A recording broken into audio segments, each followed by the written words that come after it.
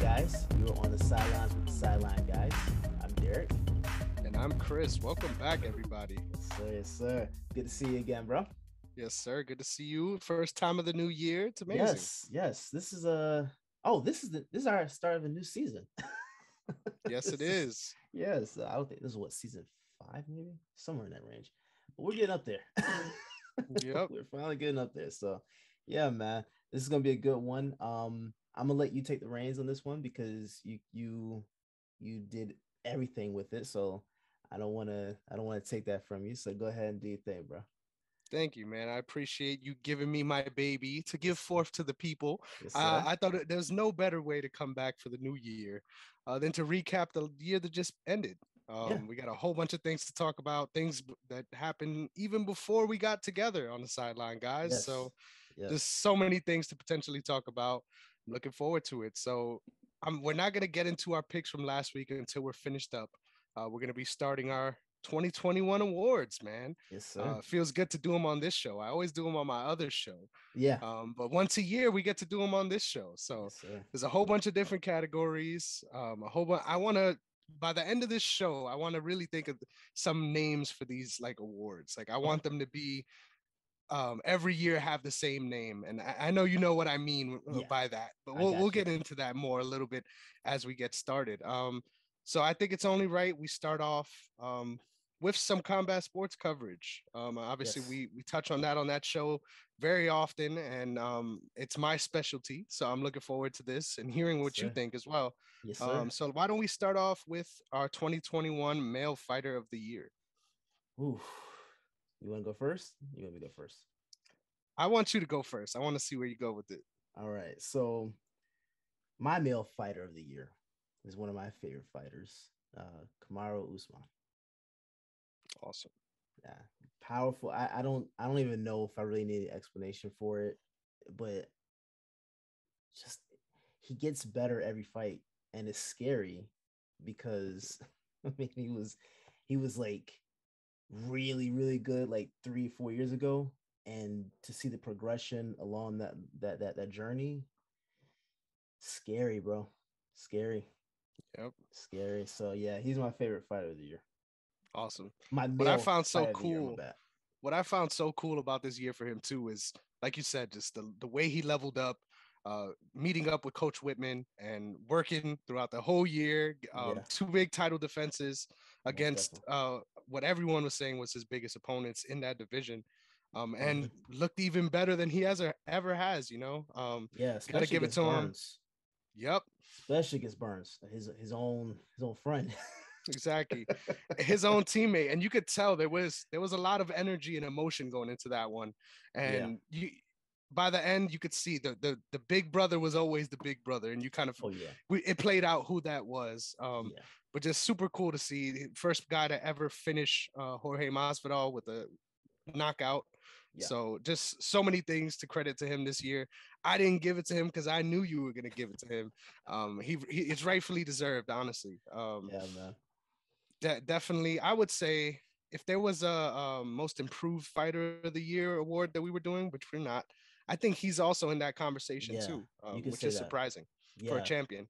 Yeah. Because I mean, it's like every weakness that he has in a fight, the next fight he covers and kind of accelerates, and he just gets better and better and better and better. So yeah, I mean, it's just I love Usman, man. Mm-hmm. I Yep, love him, man. Love that guy. I love it. I will say the only thing I have bad to say about Usman, this is all speculation, but look into that More Plates, More Dates video. I don't know if you know who that is. He's a famous No. YouTuber that analyzes potential athletes that are potentially on some steroids. And Mm, there's some interesting points. That's all I gotta say. So something to mm. keep an eye on Kamaru Usman's career moving forward, Do especially you with this resurgence later on in his career. do you think that's possible though? I mean, based on I how do. USADA tests and all that, you think that's So while I admit that they're doing everything that they potentially can, I think this is a losing battle across all sports. I think yeah.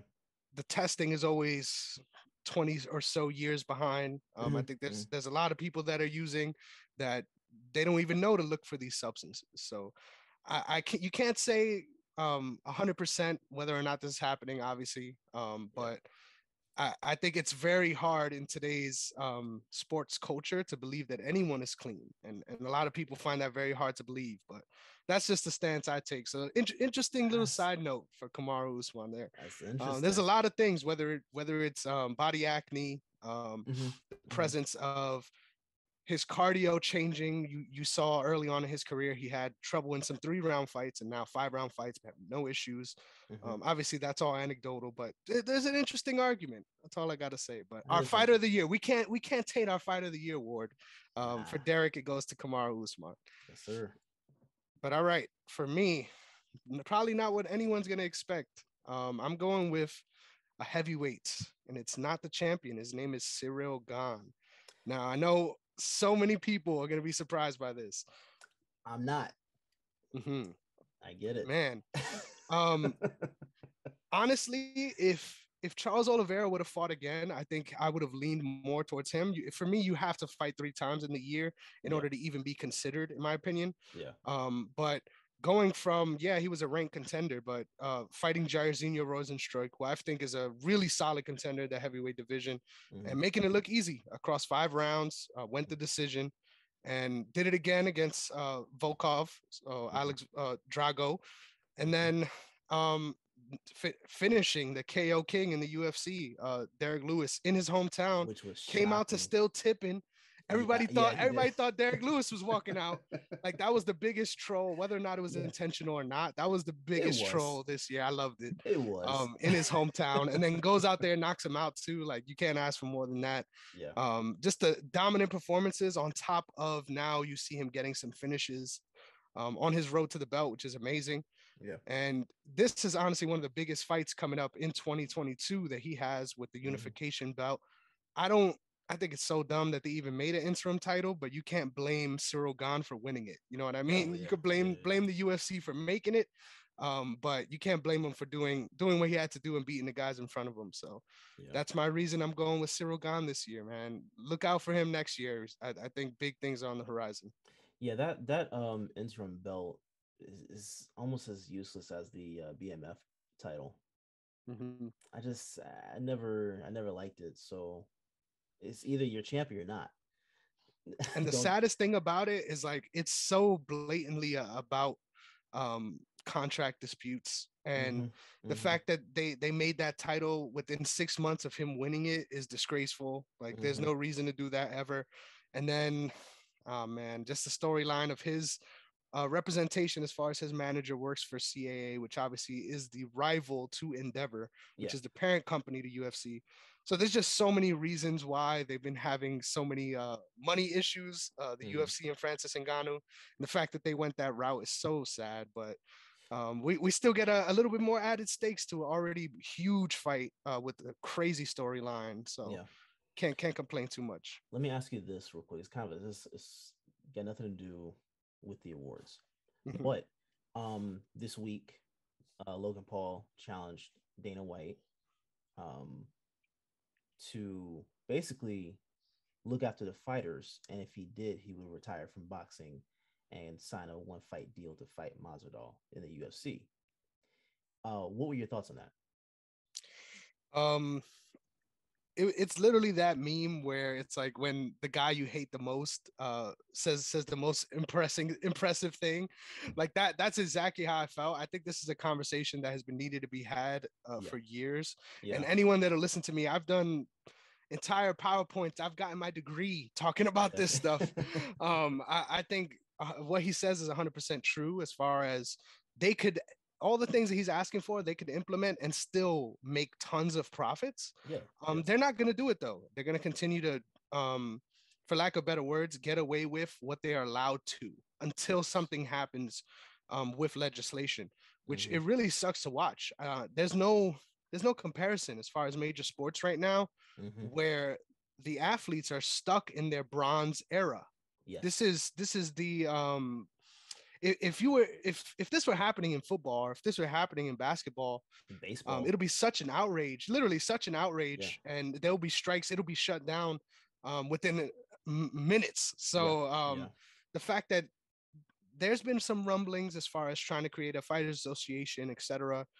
But nothing has really stuck. And the reason is they're quick to kick these people out of the UFC and quick to send Very them off to fast. other organizations. Yeah. And I think it matters across all organizations. If something like that were to happen, it's huge. And obviously it affects the bottom line of how you're going to run your company, because let's just be real. These guys have been making all these profits for a reason. Yeah. This past year was the most lucrative in the UFC's history. And this is after they sold the company. Yeah. So they've kept their profits high by exploiting as much athletes as they can. And during the pandemic. Exactly. And during the pandemic, keeping the shows running. They literally, I mean, you got to give it to them. I don't think any sports organization ran during the pandemic the way the UFC has. They literally had a facility that they made. Exactly.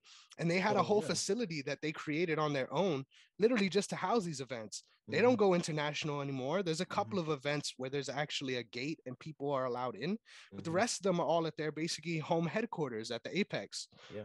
And that just cuts down on costs even more and allows them to keep pumping out shows. Yeah. And once again, this is right here. This is the fact that I'm still saying this in 2022 now is crazy, but let's talk about all the things real quick, because Jake Paul touched on it. I got to agree with him. Let's talk about all the things that are being taken off the table for these athletes. Yeah. One, they have a huge deal with ESPN to deliver a certain amount of fights every year. You know what percentage of that goes to the fighters? No. Zero. Really? Zero. None of it goes to the fighters. That's all on the UFC. And now when you take into account as well that ESPN has no hand in their production. Right. UFC does their own production. So yeah, you could say, well, I'm paying for all this, so I should get all the profits. But you don't have a product without your athletes. So how does that how is that allowed? Like, think of the percentage as far as other major TV deals that the athletes get. Yeah. It's at least 50. Yeah. And then on top of that, about, I would say 4 or 5 years ago, I'm not exactly sure on the exact date. I think it was 2016. So now that it might be 7 years, which is crazy. But they stopped allowing their athletes to wear sponsorships. Yes. And the reason that they said it was, we want to have a cleaner look. We don't want all these different brands being represented. Now, flash forward to 2022, and you look at the canvas, and there's more advertisements than ever. They fit, dude, they fit advertisements into places that they never were before. Right. There's literally an intersection of the octagon that's like, it's a little, it's roped off. It's like black tape on either side. And now there's ads in that. So there's at least 20 plus ad spaces.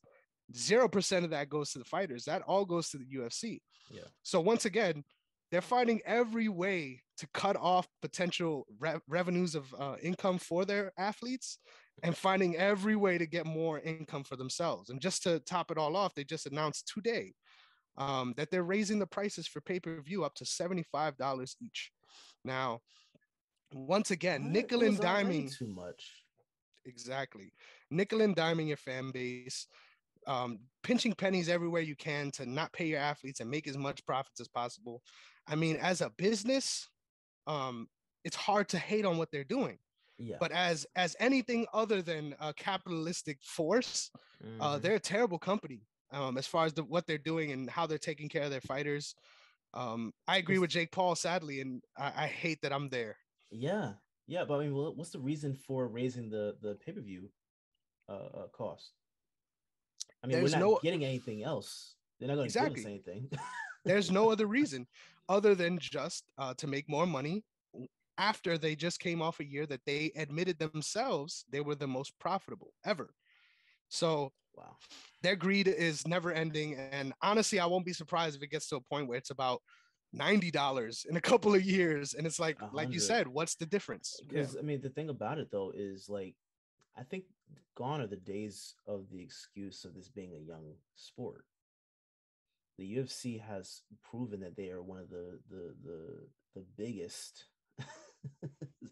organizations definitely of the sport, but they are one of the premier brands in sports. So you can't, use that as an excuse when you're making all this money. to not pay your fighters. $12,000 is a minimum uh, uh, uh, pay rate. Makes no sense because when you think you take into account how much time these guys they're in camp like what 8 weeks, Mm-hmm. you know. You gotta pay for gyms, you gotta pay for the food, you gotta pay for all your nutrition, Got to pay living your manager. You got to expenses, pay taxes. coaches. So the thing about it is you can't even say 12,000 is enough. 12,000 doesn't even, that's not even acceptable. And I think the highest is like 50, something like that. Yeah. 50,000. For that entry level. Yep. Yeah. Yeah. So like, yeah, they got to do better. They got to do better. For sure. Yeah. I'm with Paul on this one. 100%. I've done, like I said, I've done many projects about how literally as a 12 and 12 fighter, if you're not getting bonuses and you're barely winning these fights, Mm-hmm. you're coming away honestly at the end of the year with $4,000 profit. That's after multiple. That's nothing. You're not Yeah. able to even fund your next camp with that. No. And don't even get me started with living expenses and all that. It's just crazy. And you could argue, everyone always says you got to start somewhere, and the fact that this organization technically, you're not supposed to be an entry level fighter when you come to the UFC. You're Right. supposed to be developed. This is the best organization there is. You're supposed to be developed to some sort of level. So entry level isn't exactly entry level. No, not These at all. guys had to do a lot to get to this place in the first place. So Yeah. once again, just imagine someone signing for an MLB contract that says you get to compete 3 times in the year, and each time you're only going to get paid if you win $24,000. Yeah. That's insane. Yeah. That's close to minimum wage. That doesn't even. Is they can get away with it. That's the Yeah. only excuse. Yeah. Yeah. I mean that's basically minimum wage. That's less than minimum wage. Yep. Yeah. And you're a Yeah. professional athlete. Yeah. And that doesn't even come into account talking about the risks on your body, the things that you're sacrificing, etc. Yeah. It's just crazy. And that's why I'm a big advocate for the sport. And that's why I always try to talk about it whenever I can, because no matter how little the machine allows to trickle down to the fighters, I feel like the more exposure to these issues can lead to some sort of change. And that's the Yeah. only way that that's going to happen. I honestly don't think it's going to happen for many years, though. I No. think we're still 20 or so years behind the curve on this, and it's really going to take everyone coming together and refusing work and really changing the UFC's ability to make cards every week.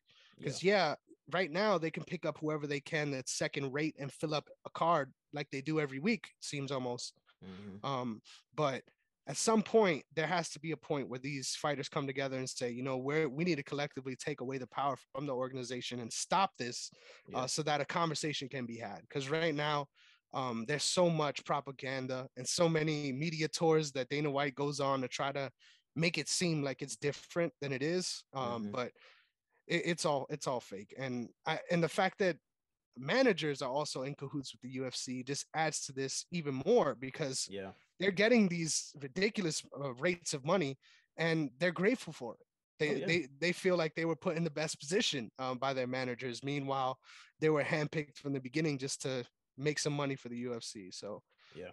I didn't expect us to get into that on this early in the show, but yeah, man, pay your damn fighters. Yeah. Yeah. I agree. All right. I don't know how we move on happily from that one, but let's try to highlight some of the good people in the sport. How Most about definitely. that? Most definitely. Next up, our women's fighter of the year. I think we both know where we're going with this one. I'm gonna start it off. Juliana Pena. It has to be Juliana Pena. Nobody expected her to beat Amanda Nunez. Yeah. On top of the way her year ended in 2020, getting submitted by a striker in Jermaine Durandamy. Mm-hmm. Everyone sort of wrote her off in that moment. I know I did, because that was the first submission win in JDR's career. And obviously against someone that's supposed to be a grappler, it was so shocking a result. And to come back and have 2 big wins, one against Sarah McMahon in coming back, getting a nice submission, rear naked choke in the 3rd round, Mm-hmm. and then repeating it against the champ doing what Yeah. she said she would, which Yeah. I think is really crazy. Yeah. Looking back on it all, I think that was one of my feel-good moments of the year because, yeah, I got the pick wrong, but my analysis was right. I Oh knew yeah. exactly Oh what yeah. what Yeah, was for going to sure. happen in that one. Yeah. For sure. So, my fighter of the year, Juliana Pena. Yeah. Pena as well for me, but I don't. While I might make her female fighter of the year, she's still not above Nunez for me. Mm-hmm. You know what I I'm agree. saying? I think, and we've talked about this already, but Nunez, she basically, she just wasn't. I don't think she was there that fight. Mm-hmm. I really don't think she was there. I think she kind of got gassed a little bit, Mm-hmm. and you know that was pretty much it. I don't think that this is the end for her. So I don't want to say anything for Pena though, because that was one hell of a shot, bro. Like Mm-hmm. you take all these shots from Nunez and you submit her like that and you call your shot. That's the most impressive part about it. She called it. Mm-hmm. Yeah. So, I female fighter of the year for sure, but she's still not gonna knock off Amanda for me. I'm sorry. In the Amanda's number rematch. one. Yeah. Yeah. Man, I I think I gotta think that could be say, a trilogy. I hope that her camp doesn't feel the same way as you, because yes, the narrative is there as far as this seemed out of character. She clearly gassed in the second round. Mm-hmm. But I think most importantly, what needs to be acknowledged is yes, the energy efficiency is the first thing that's going to be talked about. Yes. But she got hit over and over again with the same slip jab. Yes. This was not some sort of a wizard of a combination. This Yeah. was a very basic technique, Yeah. a basic boxing technique, and she Yeah. wasn't able to figure out how to stop getting hit in the chin with it over and over again, on Yeah. top of how to land back.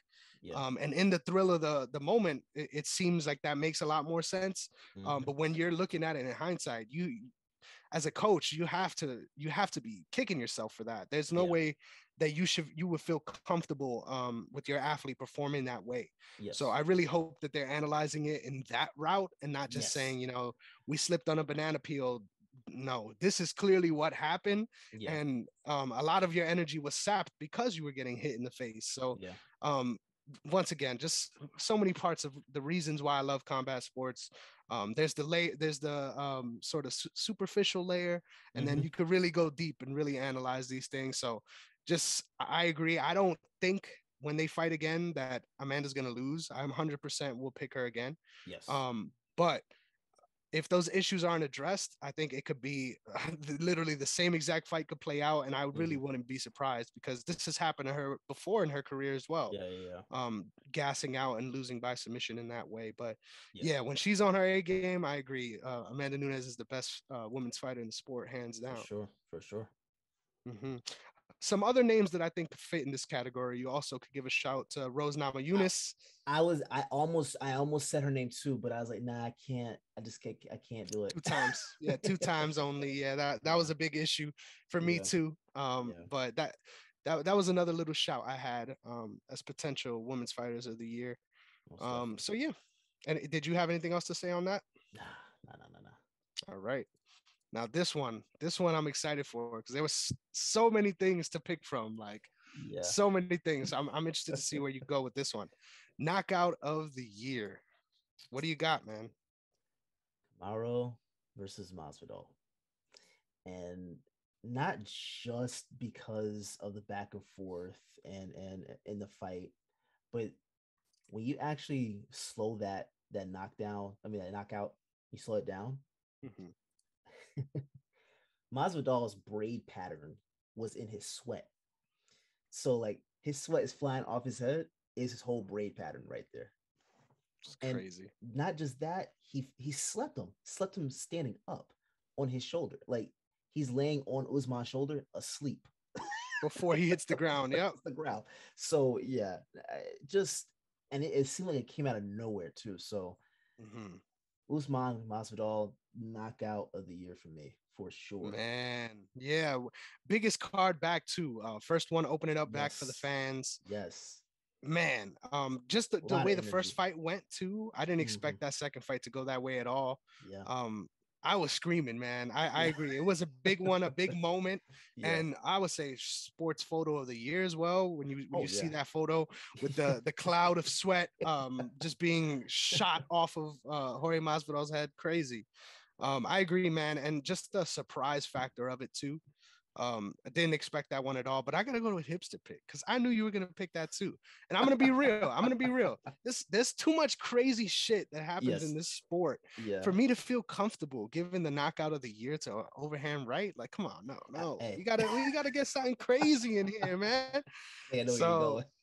so for me, man, this is nuts. I once again I followed this man since his career in Risen. So I've been a huge fan of his, and this was an absolute war, and it Yeah. ended with Jerry Prochazka winning via spinning elbow versus Dominic Reyes. One of the most shocking knockouts I've ever seen in a fight that went back and forth. There was moments in that fight where Jerry almost was finished on the Mm-hmm. ground, Mm-hmm. in mounted in the worst position you could possibly be on, and he somehow survived. And in a crazy transition, sort of feinted a jab and just spun and landed right on the chin. And when Dominic Reyes fell, you hate to glorify this because obviously this is someone taking brain trauma, Yeah. but I've never seen someone fall that way where he was so out that he fell with his head down and like fell flat on the floor, that Mm-hmm. his hit the crown of his head hit the floor before the rest of his body. Yeah. So there was a moment where the impact continues forward and he's literally on his neck. Yeah. um Yeah. they had to pick him up in order to sort of prevent him from being folded over on himself. Just Right. an absolutely brutal knockout, and one of the most creative shots I can remember seeing in the heat of a fight of the year contender. Mm-hmm. Um, that's what did it for me. Obviously, the stakes aren't as high as far as being a title bout, but man, that shot was crazy and Yeah. one to remember for sure, Yeah. Beautiful knockout. dude. Dude, Gorgeous. and the hair as well. Like my man's has the most exotic haircut in the Yeah. UFC. Just mercenary stuff out there from Jerry Prochazka. So Most that is definitely. my KO of the year. Not mad at it. Dude, this one's hard too. I'm not gonna lie. This one I'm Yeah. really looking forward to hearing your pick.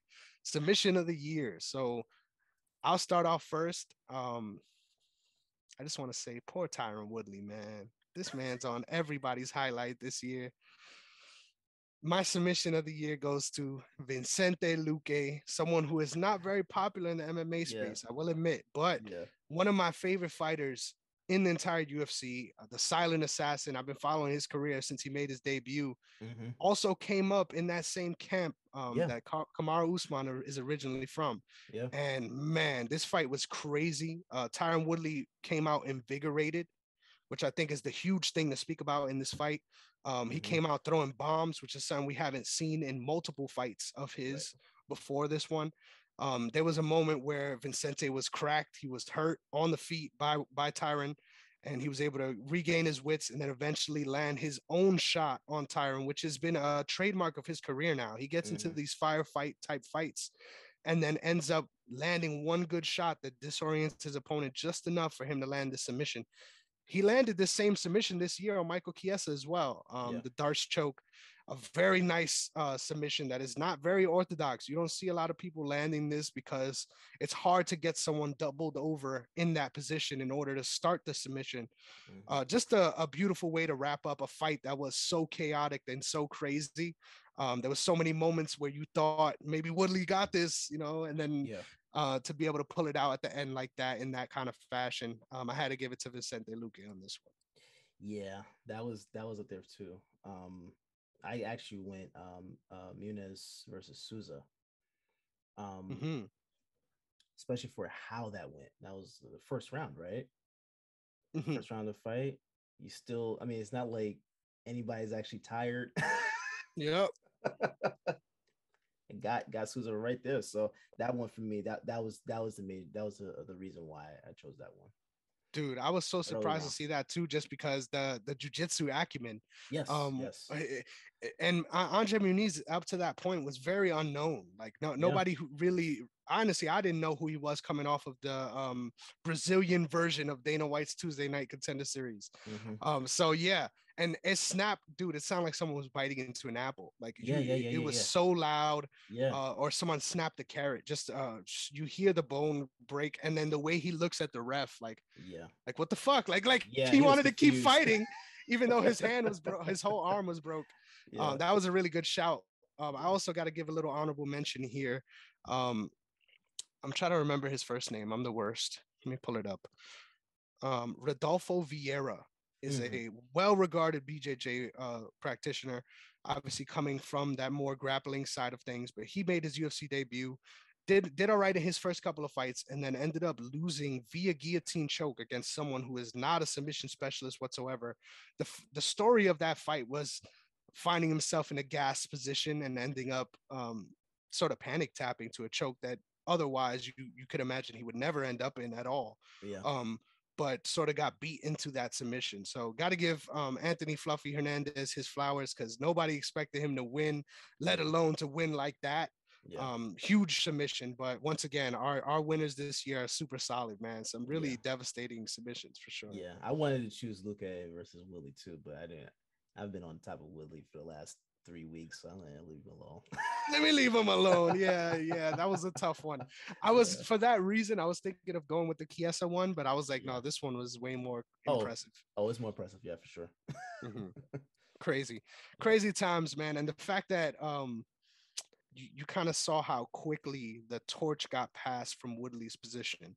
Ever since he lost to Kamaru, he's been the ultimate gatekeeper in every sense of the word. Hasn't won a fight since, and everyone is getting a ranking off of beating him, which is tough to see. Honestly, tough to see. You don't like seeing that at all.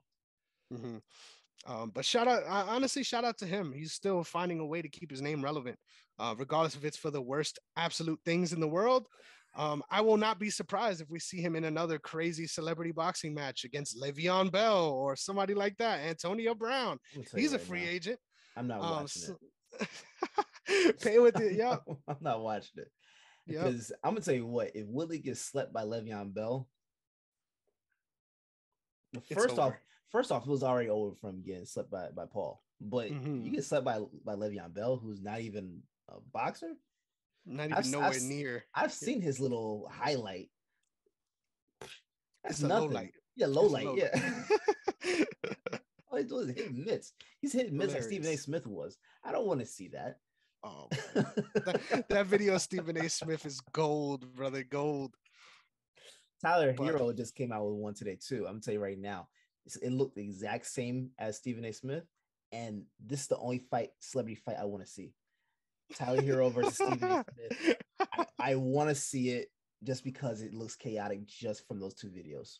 Hilarious. And the fact that you put it out, like, man, that's tough, bro. Like, you thought that was good. Like, that's the problem here. That's the exact issue. So I don't want to see Willie go against Le'Veon Bell, but hey, I agree. I think we're gonna see him again. I don't want to see him again. Dude needs to just hang it up in any sport. My appetite is down, but I will admit the fact that he's able to find these paychecks, respectable. I respect the hustle for sure, but I don't know that it's worth it with all the brain damage at this point. I agree. I mean, the dude is doing everything he can. I don't know if you ever saw that clip. There's a movie that he was in. It was a Netflix movie, Tyron Woodley, that is, and he literally was. Listen to this. You're not ready for this. What? Bare ass. You saw his bare ass, and in the scene, he gets his balls bit by a raccoon.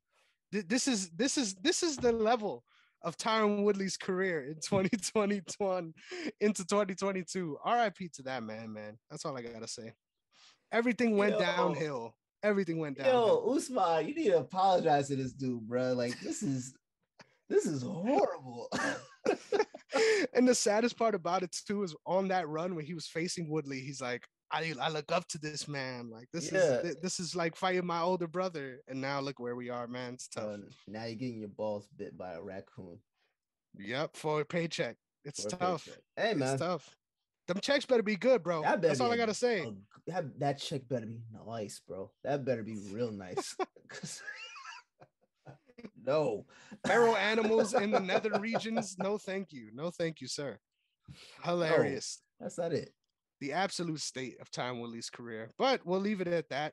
And to more glorious heights, our award for Fight of the Year. Yes. So I got to ask you, man, where are you going with this one? Gaethje versus Chandler. Oh, yes, man. I knew you were going to do this, by the way. Gaethje versus Chandler, man. That was just I got to watch that fight again. Mm-hmm. Just a beautiful performance from both fighters. That's really it. I don't have much else to say about that. That's what you hope to see with fights, especially with fights that are highly anticipated. I want to see you go at it with each other. I want to see, either if we don't get a knockout or a submission, I want to see all 5 rounds be high level intensity, and that's what we got. So yep, that's my fight of the year. All I gotta say is, if you've been watching Gaethje's career, man, you have every penny you spent on watching these shows was well worth it. He's called the human highlight for a reason, and I agree. It would have been blasphemous if we came on the show and none of us had this as our fight of the year.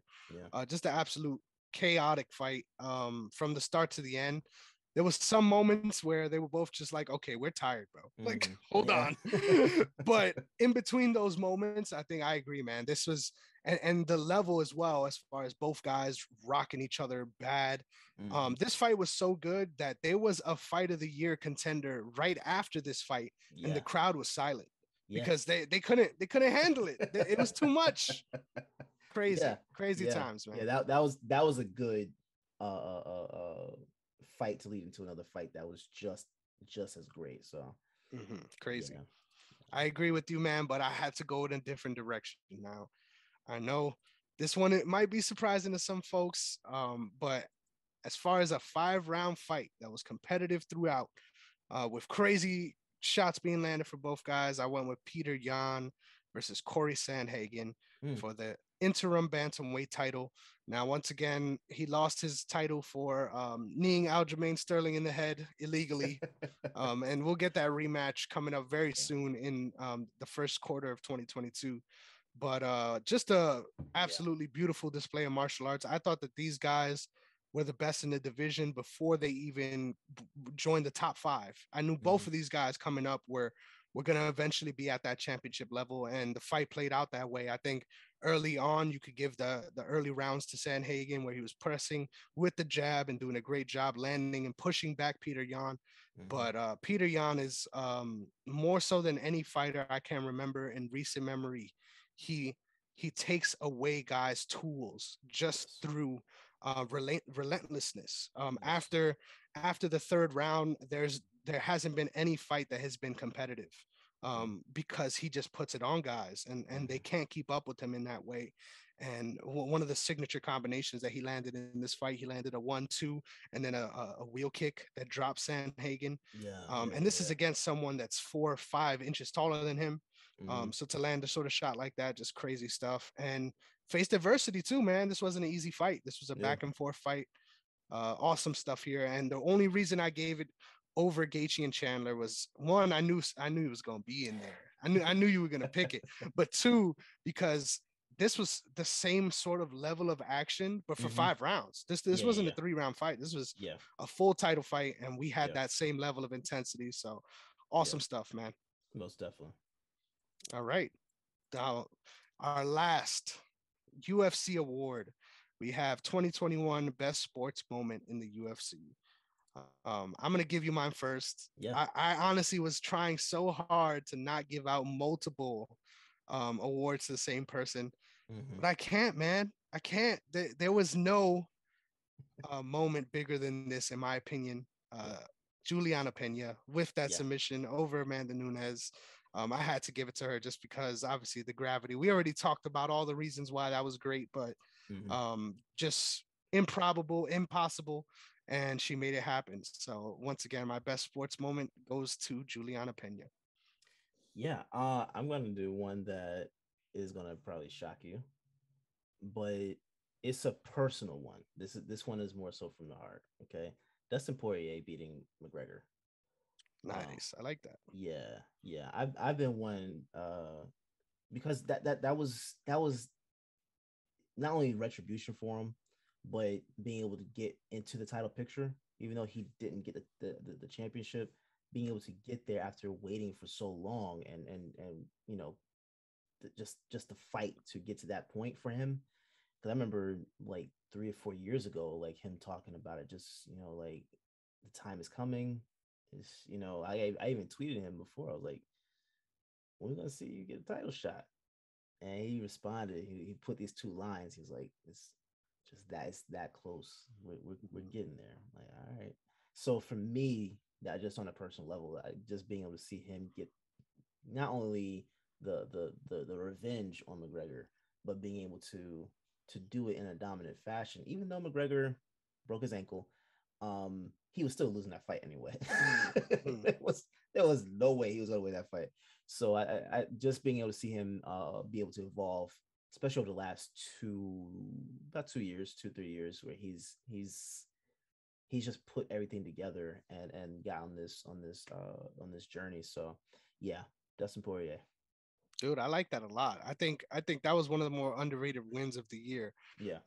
Like you said, because of what it meant to him. I think seeing him lose the way he did to Khabib, seeing how emotional he was, that's one of my favorite sports clips of all time. And I don't care. I'll admit it had me tearing up, dude, when that little kid in Abu Dhabi, this little kid came up to Poirier and he asked him, this was in the Thrill of the Agony, the show that they do after their events. He asked him, where does it hurt after he lost? And then he points right to his heart.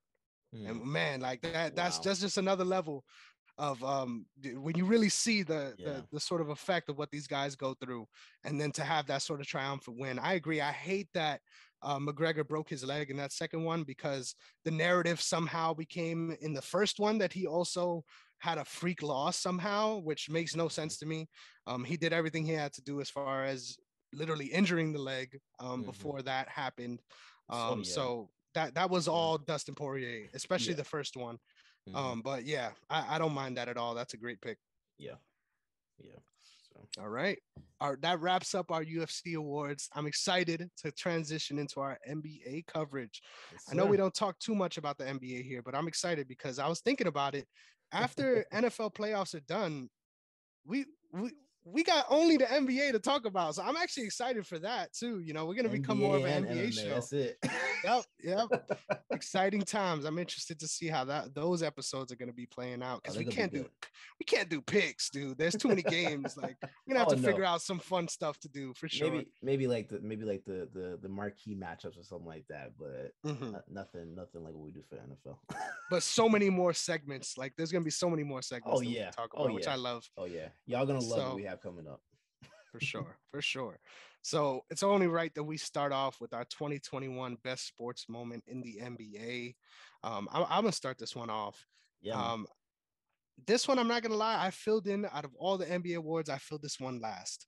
And the reason why I filled it last was because I felt like the other ones I already had locked up. I already knew where I was going with it, and it would have been criminal if I didn't get Steph Curry on this list somewhere. And I think it's real easy to say, his record-breaking performance of Ray Allen's three-point record, but I'm not going to do it. I'm going with that 62-point game against Portland. What a performance. What a game. Obviously, his previous high being him going off at the Garden. Both of these games were games that I watched live, that I somehow decided I'm going to actually watch this game tonight. And then that unfolded in front of me. So that one's real special to me. In a year that he had a special historical year, that was one of the best moments in my opinion, and one of the least talked about at this point of the season. So I think it's only right I give it to Steph for that 62-point performance against the Blazers. All right, so of the year, for me, it's Giannis actually winning a championship. Nice. I mean, I've been getting on Giannis for a couple of years, man. Everyone has. Yeah. But as a Celtics fan, I've really been giving it to him. I've really been giving it, especially for the fact that we've been able to pretty much dominate the Bucks pretty much every time we match up with them. There's been some games we've lost for sure, but anytime we've had Al Horford, He's just And like clamps. Yeah. he's the he's the Giannis stopper, like he's the Embiid stopper, basically. So for me, the best moment last year was him winning a championship because it's been a lot. It's been a lot. I mean, you saw when he first came into the league, he no one really feared the guy. I mean, he was drafted what I think like 15th. 15th. 15th. Yep. Yeah, we could have drafted him. We drafted Kelly Olynyk. And I still remember when he got drafted, how he was sitting up in the stands. He wasn't even sitting where the other players were sitting. He was sitting up in the stands with the other fans, and no one knew who he was when they called him. But from seeing him go from that moment to winning a championship, even though I'm a Celtics fan, being able to see that and what it took to to mind you, dude pretty much had he seemed to have had a season-ending injury earlier on in that series. So to come back and to beat the Suns the way he did, just dominant, man. A freak. Yeah. A freak. A name that's fitting, huh? Yeah.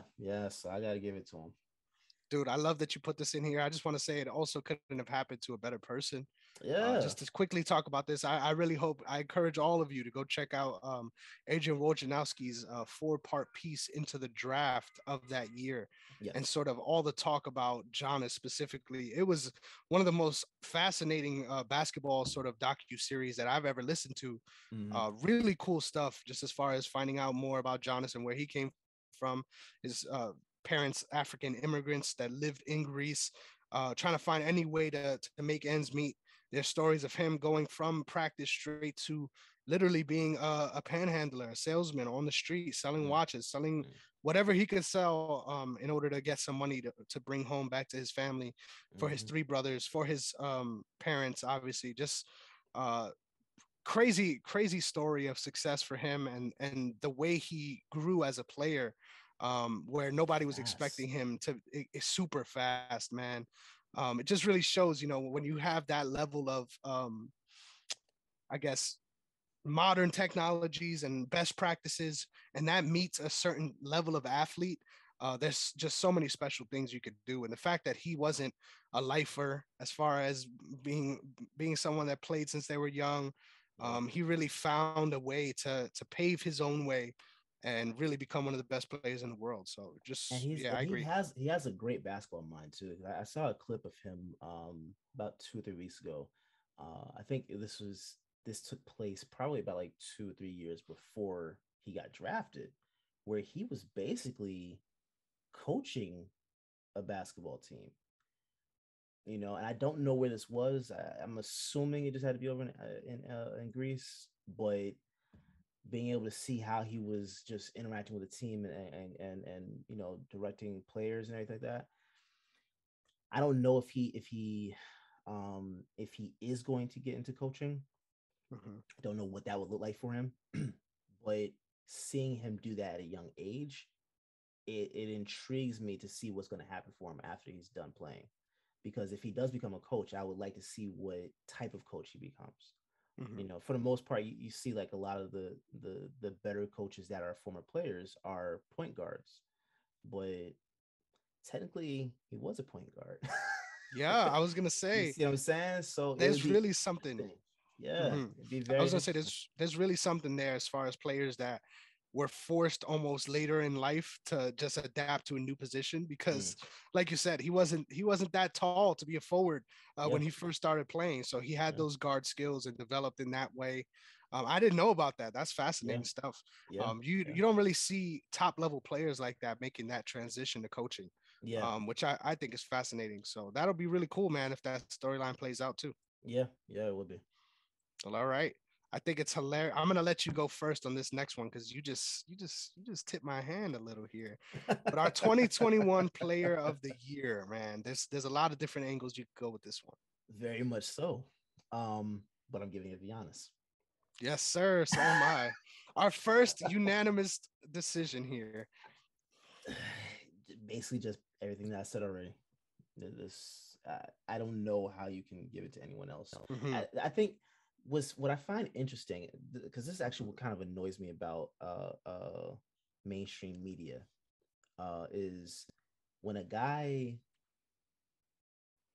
technically, if he wins a championship, right? Like it's supposed to be where like that like he's the guy, right? His team is the team to beat. Um, I find it interesting that that only happens for the most part with LeBron in this day and age. That happens more so with LeBron, and then you could say even with Steph. You could say with the Warriors as well, but I don't see that same respect for Giannis or the Mm-hmm. Bucks. I hear more so people talking about how the Bucks are, that's like the third team or whatever coming out of the East. Giannis isn't even really mentioned, more so in terms of like the guy. Mm-hmm. You know what I'm saying? And like I had nothing but respect for LeBron, but LeBron is not the guy. He's not the guy anymore. He's not. He might be the face of the league in terms of like Mm-hmm.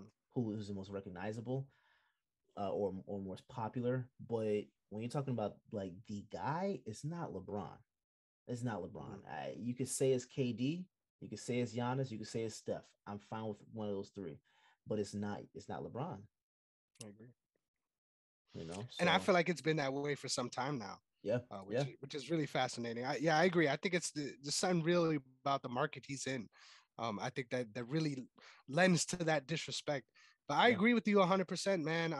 I put he won his first chip, and I think the NBA schedule really plays out and makes this award different than a lot of the MMA or even the NFL, because the way the Mm-hmm. seasons play out over the multiple years. Mm-hmm. So we got last year to talk about and this year, and I Mm. think you could have made the case for Steph, especially with the way this year is playing out and Yeah. obviously the accolades. But I thought the reason why Giannis took it for me is he had that run, and then now his team is in third, but they have the same amount of wins as the first place team. The other team Yes. just hasn't played as much because of COVID.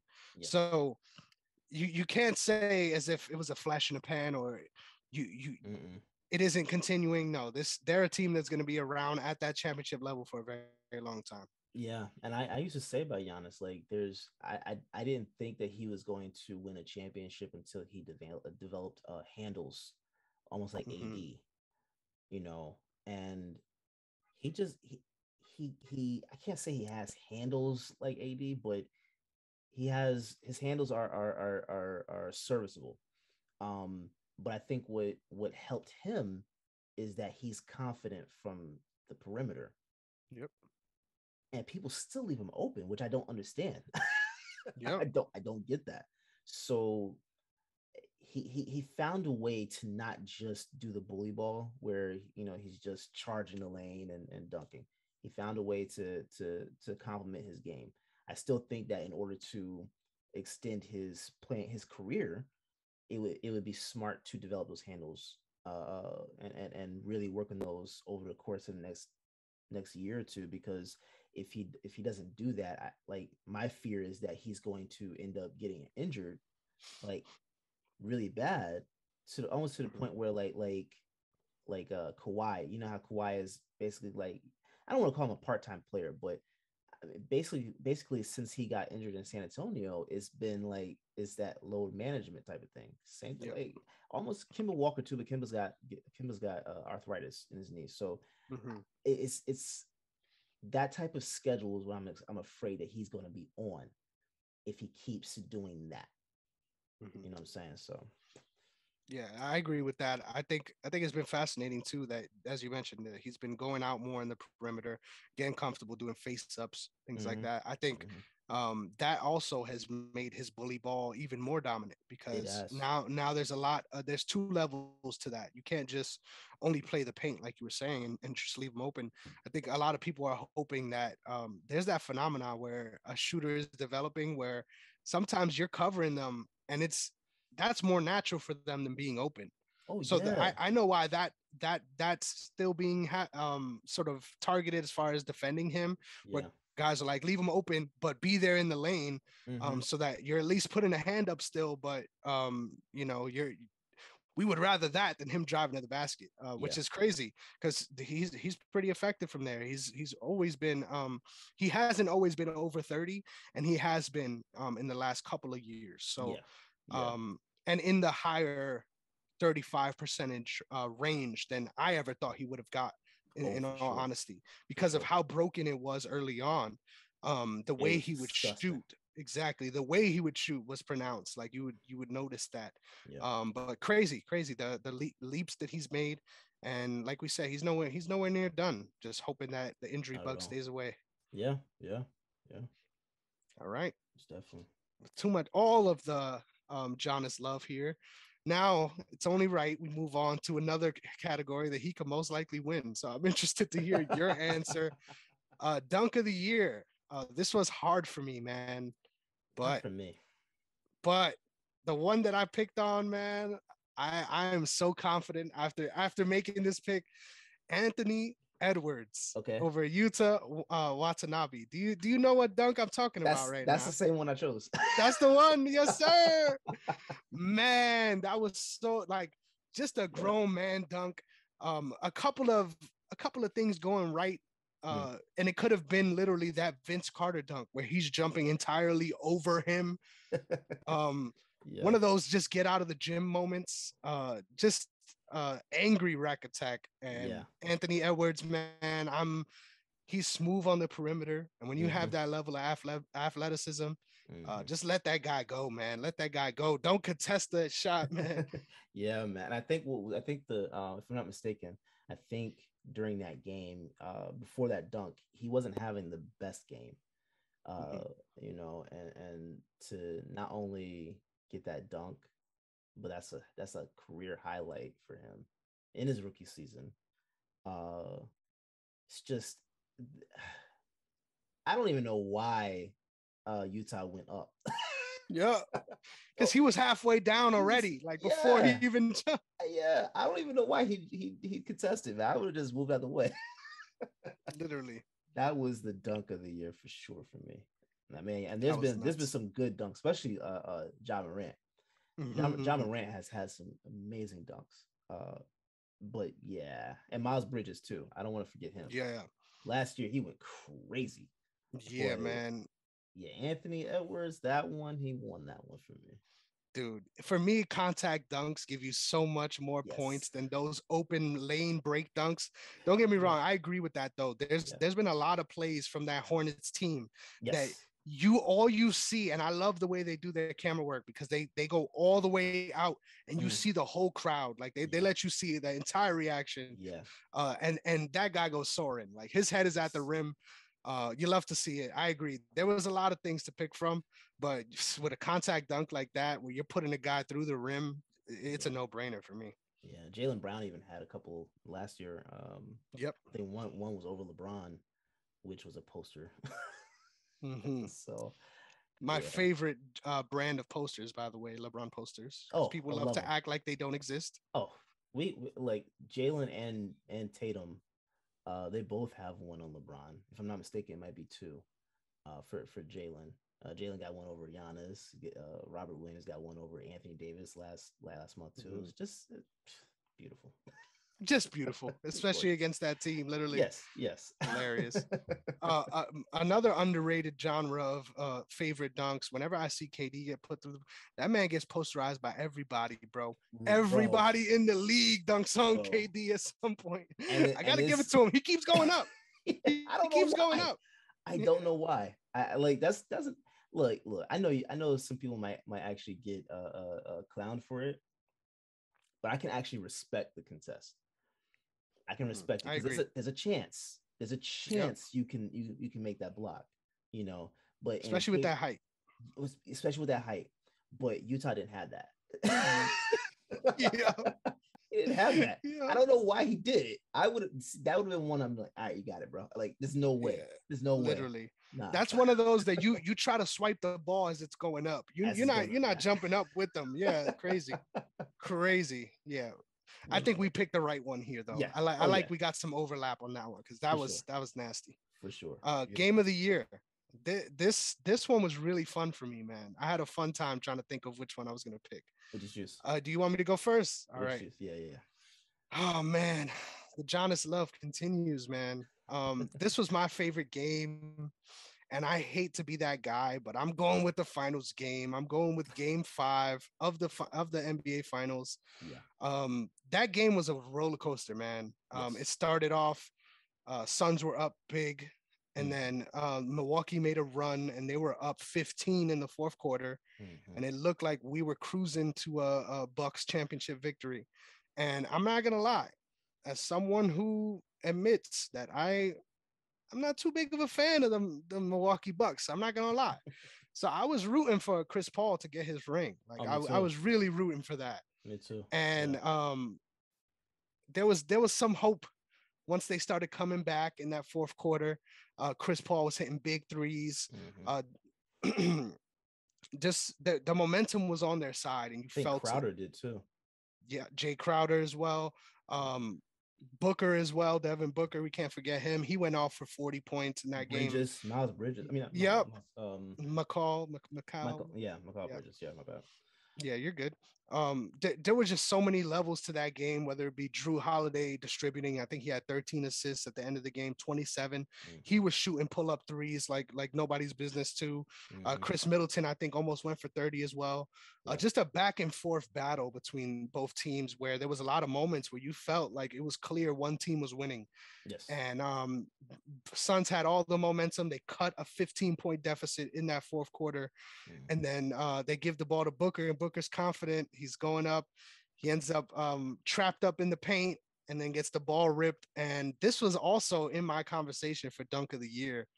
That alley-oop from Drew Holiday to Giannis to seal the game. Just the stakes of it, as well as a poster, man. Like, not as bad of a contest, but just a great dunk and a great way to finish off a bad dude. Like one of the more competitive games to end like that.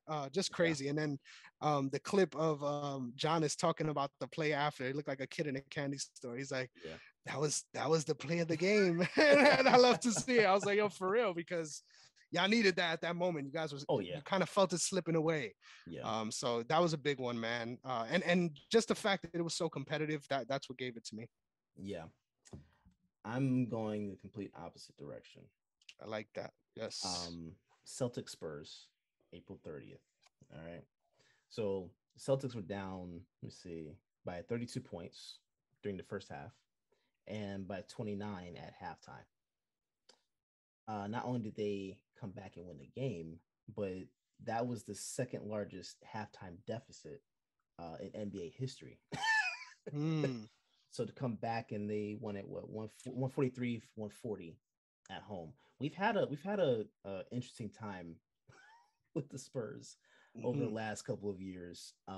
So that halftime when we were down that big, I was like, this is just another game, man. This is how we do it. And like this, it doesn't change. It doesn't change. And I mean, you can see that with this past matchup.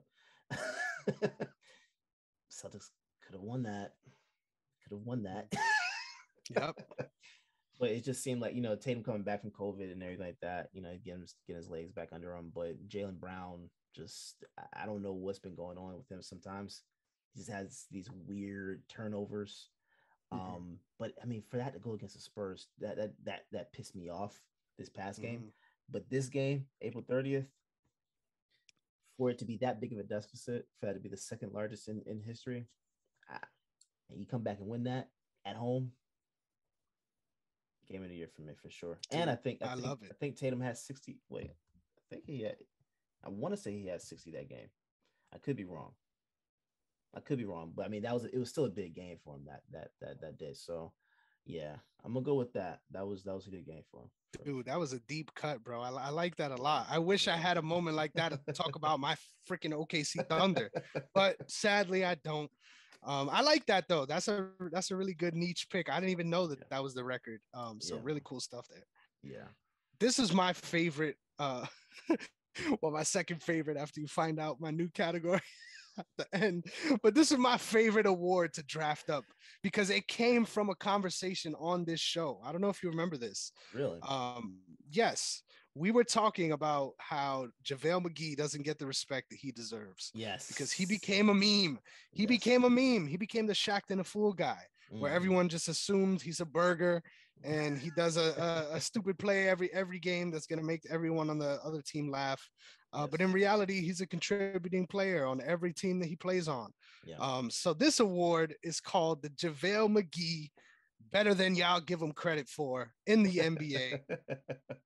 I'm gonna go with this is my only homer pick. You know what I mean? This is my only homer. I'm gonna leave all the rest of the stuff out. But this right here, man, I gotta go with Josh Giddey. I was talking shit about Josh Giddey. You were when we drafted him. I was talking shit. I was saying like, well, why? Why would we do this? And I still feel like you could look back at this pick and say it was a little high. Yeah, you could say that. But when he's averaging numbers that are comparable to Ricky Rubio's rookie season, on top of actually playing defense, like at a very high level, that's a player that you don't find generally. To be able to be that kind of floor general on top of that anchor on the defensive end, the effort is always there for him. His shot needs to be improved. I'll be honest, and that's where all the knocks come on him. But I'm giving it to Josh Giddey because, man, I don't think he's ever going to be that all-star type player, which is what you kind of want with that 6th pick. But I think he's going to be a glue guy for this team for a very long time. Someone that almost like I don't know if you're going to remember this, but a Nick Collison level glue guy on your team. Yes. Where they're just a staple of your organization. Nick Collison, bro. Yes, sir. How can you not? How can you not, man? That guy's a legend. Yeah. So I think he's going to be that kind of player for OKC. And obviously, skill-wise, he's way past that level as far as Collison. So that's my pick for my JaVale McGee Award of the Year. What about you, my brother? I'm actually, this is going to be another homer pick, and I'm fine with that. I'm giving it to Jaylen Brown.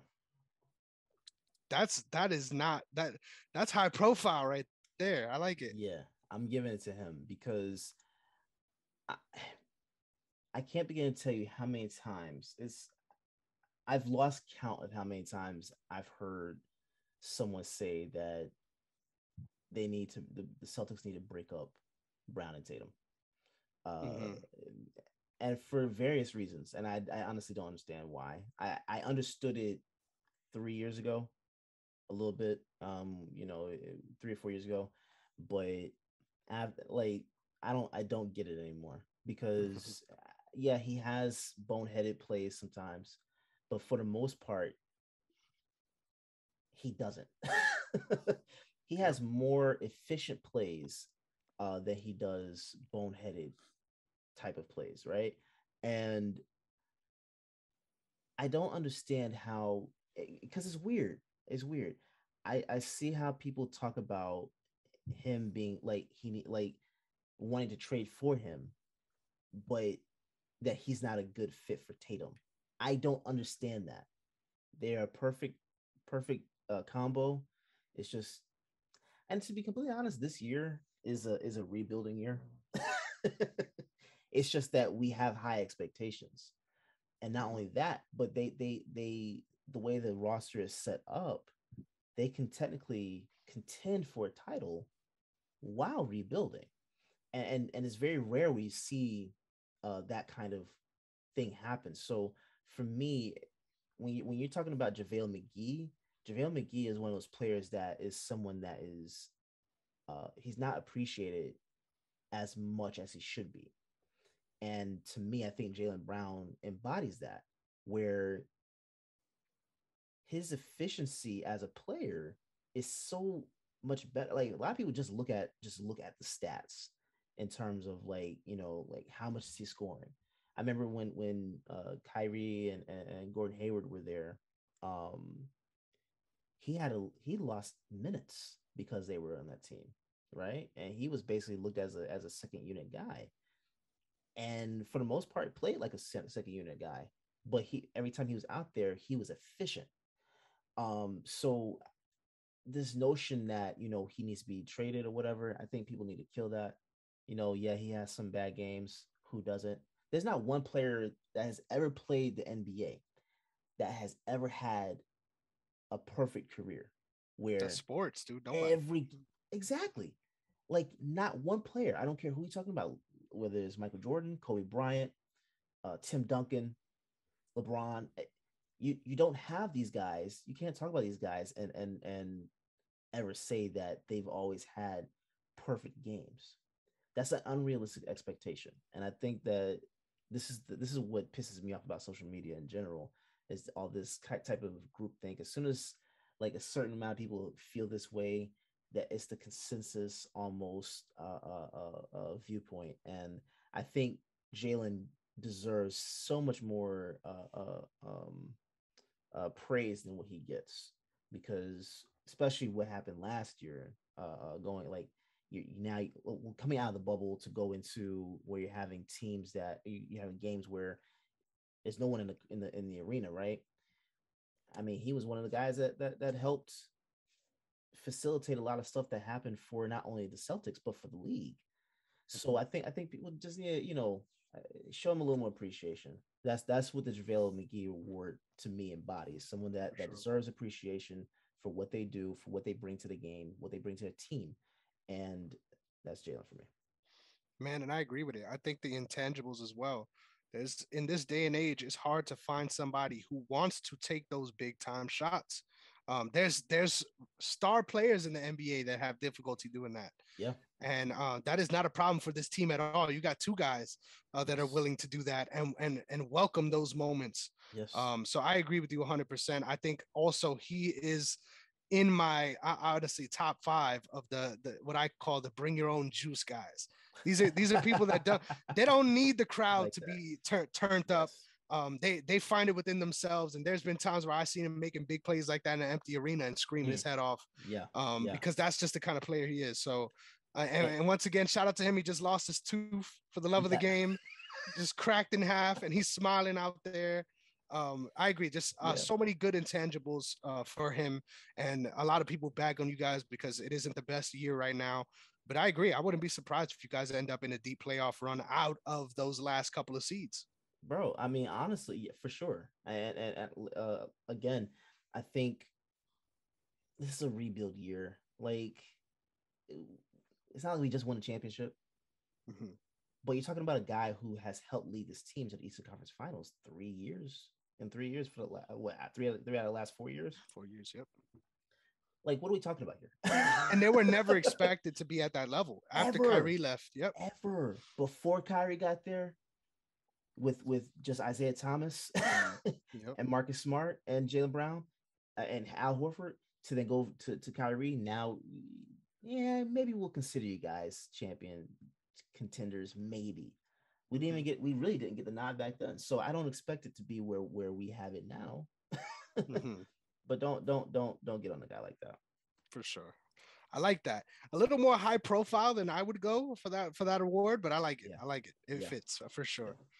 All right. So the no perfect time than to transition into our NFL picks. Yes. This is going to be a good little home stretch before we get into our picks for week 18. And looking at the playoff picture, man, this is our last week in the NFL.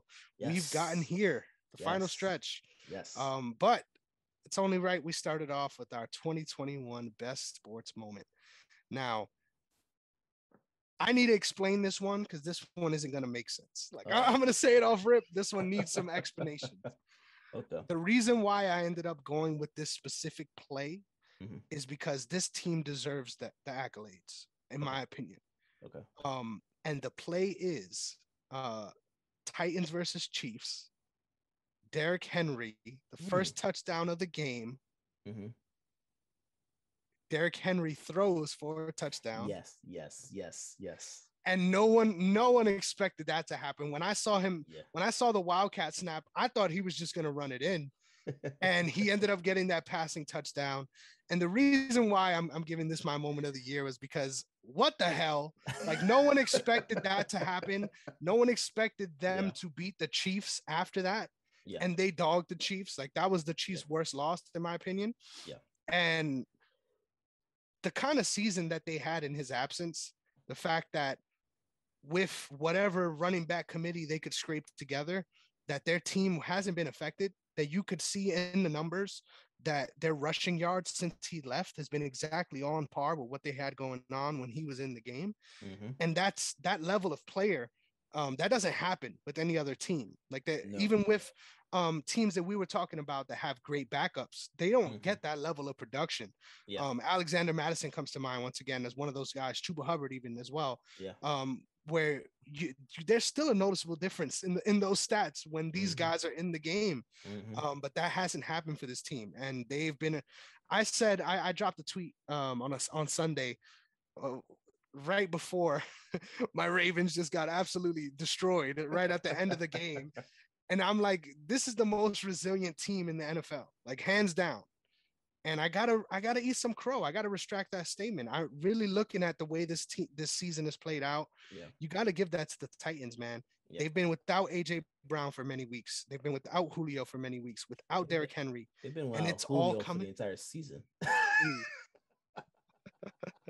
And they literally have found themselves in the first seed. Yeah. Yeah. Insane stuff. Insane stuff. That is insane. So that's why I went with this one. It was a feel-good moment when it happened. Yeah. A whole bunch of things that nobody saw happening as far as how that game played out. Mhm. And now just seeing how their season is and the fact that they're going to get Derrick Henry back right in time for the playoff push. That's insane. That's a dangerous team right there. That's insane. Yeah. I'm actually gonna go with the Bucks winning the Super Bowl at home. Mm-hmm. First time in history. Yep.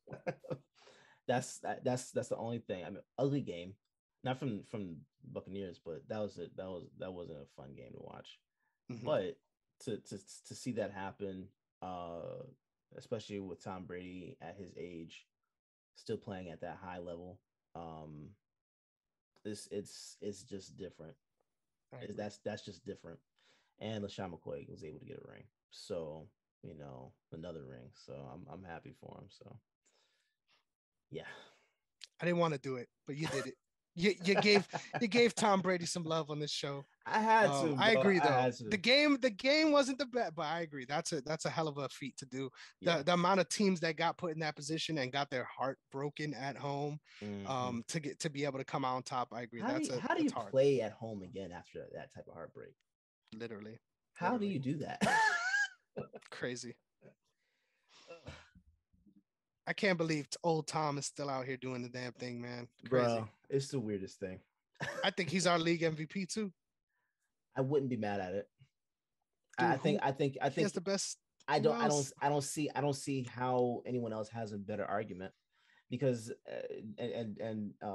Jonathan brought this up a couple of weeks ago in terms of Josh Allen. He was saying that he thinks that Josh Allen is an MVP candidate. I said no. I said like that conversation, that ship has sailed. That conversation is over. There is no reason, no way. He said, "Oh, look at his stats." I said, "It doesn't matter. Stats don't matter. Stats don't matter. I don't care what he's done." I said he could play a perfect game for the next 5 weeks. He wouldn't even be in consideration to be an MVP because of the fact that you have Tom Brady and Aaron Rodgers that are ahead of him. There's no one else. You can't put anyone else above him. And you can make that argument just stats wise too.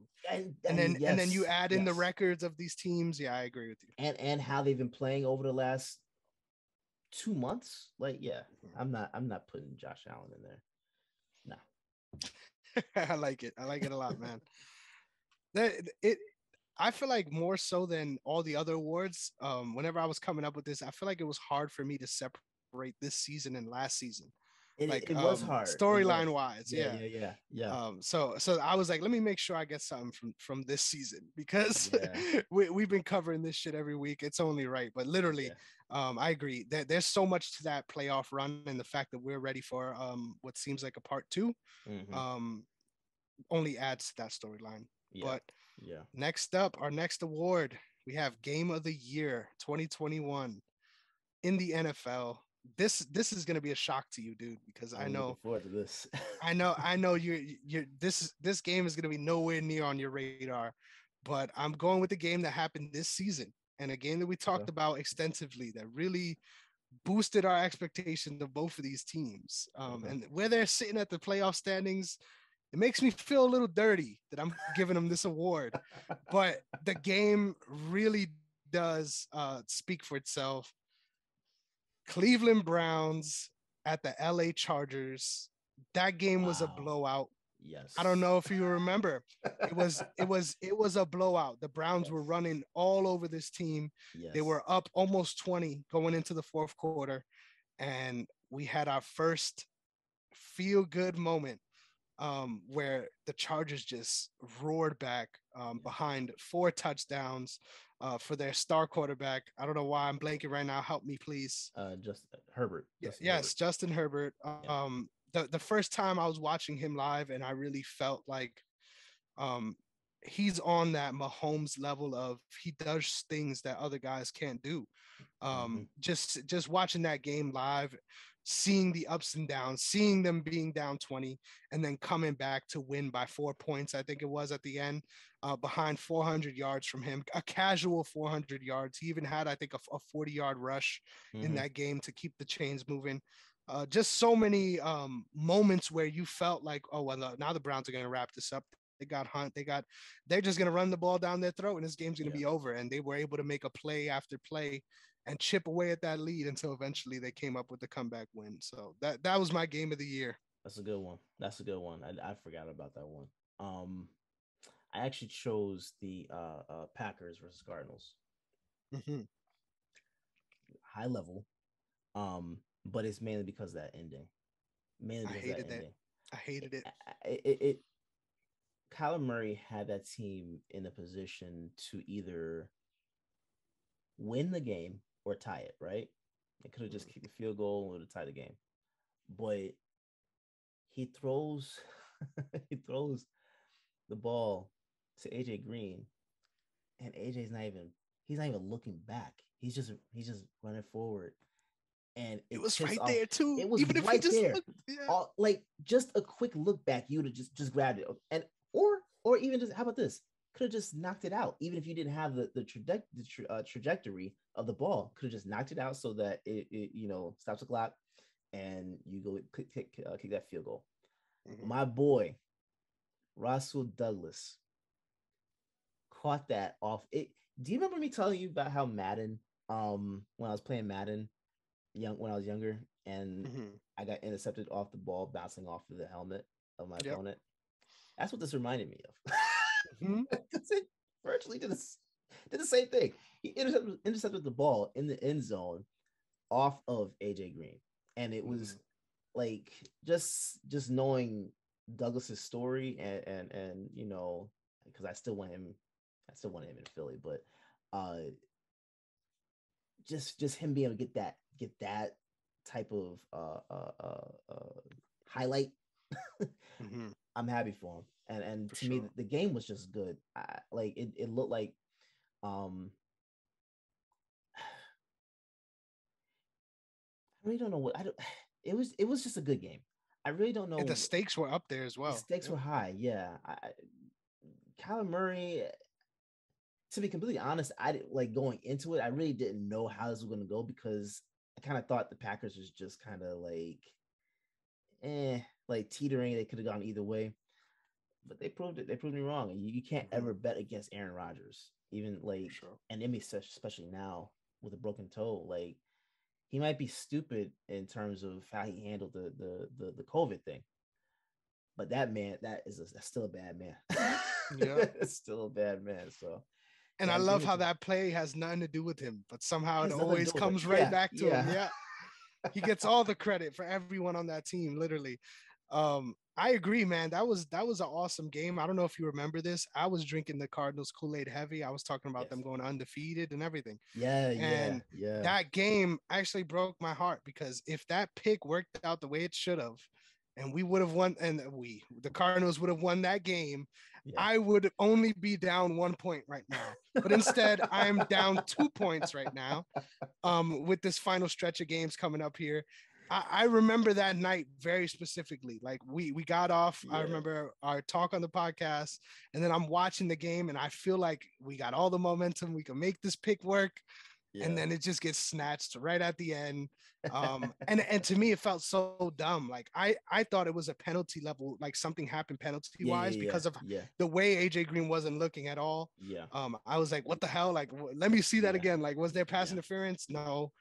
It was just one of those plays where he didn't see it coming, and I don't know whose fault that is. Like, I feel like that's on AJ Green 100%, but because Kyler Murray made the throw, like the throw, it was a catchable ball. But see, that's another thing. That's a good point.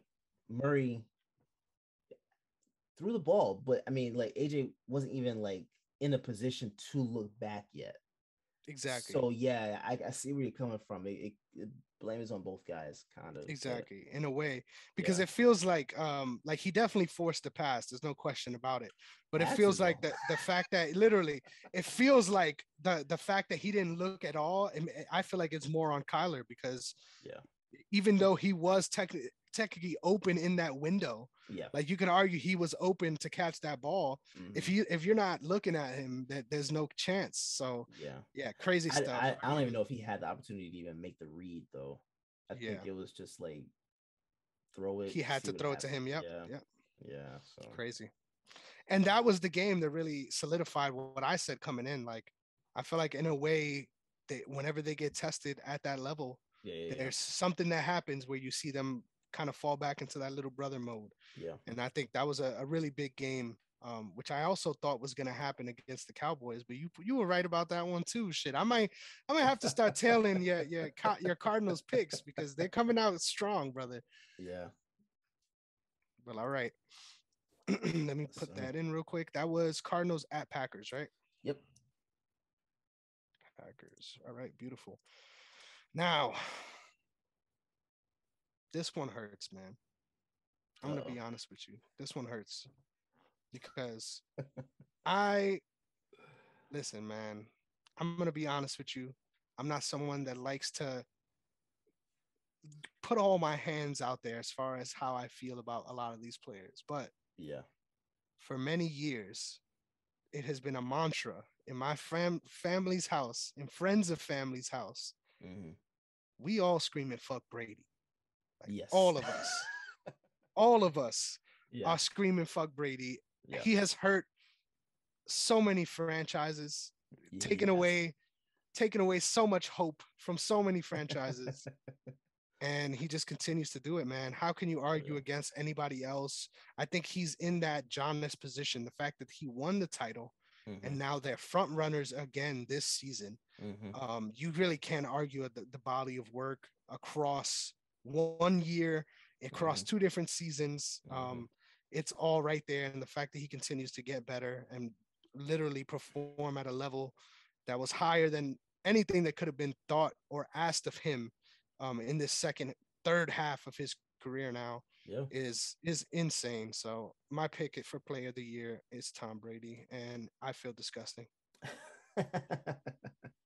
I'm not mad at that actually. I'm actually going to go Jamar Chase. Wow.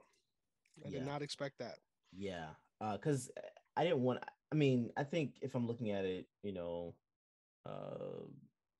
from different angles, I don't see how the Bengals are in the position that they're in without Chase. You know what I'm saying? And I was a big critic of them for drafting him. Even though I understood the pick. I was one of the people saying get that offensive line built up. And I mean it for specific reasons, right? Very valid reasons, because you had Burrow go down. I think it was the torn ACL last season. So it would make sense to do that. But for them to go draft Jamar Chase, and you have 2 wide receivers that are beasts. I mean, they're not in the position that they're in right now without Chase. They're just not there. I mean, I think they're still a good. I think they're a good team, but he's won them games. You know what I'm saying? So I got to give it to him. I got to give it to him. I wanted to give it to Jalen Hurts too, but for different reasons. But I'm gonna give it to Jamar Chase. Dude, I like that a lot. I think the fact that he is top 4 in receiving as a rookie is remarkable stuff. Rookie of the year, right? Yeah, 100%. 100%. And it was the easy pick coming in, and none of us had the balls to make it, which I find hilarious. I think I chose Mac Jones, if I'm not mistaken. No, I had Mac Jones. You had Devontae Adams. Oh, Devontae Smith. Sorry. Yeah. Smith, sorry. Yeah. The homer pick came and bit you in the ass a little. No, but it makes sense. I mean, he also had a great rookie year. Yeah, he's still the 4th rated. Exactly, but compared to, honestly, I don't feel like it was if he would have ended up in any other scenario, this would have happened. I think it's the perfect fit. I think that allowed for a lot of this stuff to happen. I think even if, like, for example, him and Jaylen Waddle switch places, I don't think either of them have the same kind of season that they had this year. Chase and Waddle, right? Exactly, Chase and Waddle. If they ended up getting drafted to the opposite team, I don't think either of them have the season that they had. So I really think it speaks to the fit as well as the production. The fact that he gets to really give that fuck you to everyone that was saying, oh, look, he can't catch because preseason he made those comments. Exactly. He made those comments saying it was harder to see the ball because there was no white stripe on the edge that you have in NCAA, which honestly, people love to take snippets like that and really try to make a narrative out of it. Yeah. But he's not lying. Like that's factual. That's the reason why he felt it was harder to catch the ball. And I don't think you can make that argument now. I hate to admit it because obviously just the place that this team is in now, there's no denying as far as moving forward. They're going to be in this same spot for many years to come because they have these two guys wrapped up for a couple of years at least. Especially if they get that offensive line, shored up. Yep. Because their defense is good too. Like a lot of people sleep. Their defense is good, and they got a really good 1-2 punch with T. Higgins as well. He's also in the top 10 as far as receiving. Yeah. He's sitting at a little under 1,100 right now yards. That is. So yeah, I was about to say, I think both of them. I think that's the only duo that has 1,000 yards each this season. So yeah, good team, really good team for sure. Crazy fun stuff to watch. Yep, and I'm looking at this whole list of receivers right here, and the most surprising one to me is somehow DJ Moore reached 1,000 receiving yards this season. What? I would not have guessed that. Yeah, I would not have guessed that. He's at 1,070. Crazy. He's on my team, and I didn't see none of that, bro. That's got to be the most quiet 1,000-yard season I've ever watched. I never would have guessed that. What the craziest stat as well. All right, I'm gonna stop stat digging after this. But do you know who the other 1,000-yard rookie receiver is? I want to say Jaylen Waddle, but I think he's around like 870 or 880. Yeah, he's right under. It's not him. It is a name you're not gonna get. Like I promise you. Nah. You ready? Kyle Pitts from the Atlanta Falcons. That's right. I did see that. I don't see how he's at 1,000. Yeah, I don't get that either. Yeah, I mean, I think I stopped hearing about Pitts. I'd say around like week 8. Week 9, somewhere around there. I stopped hearing his name so much. Maybe week 10.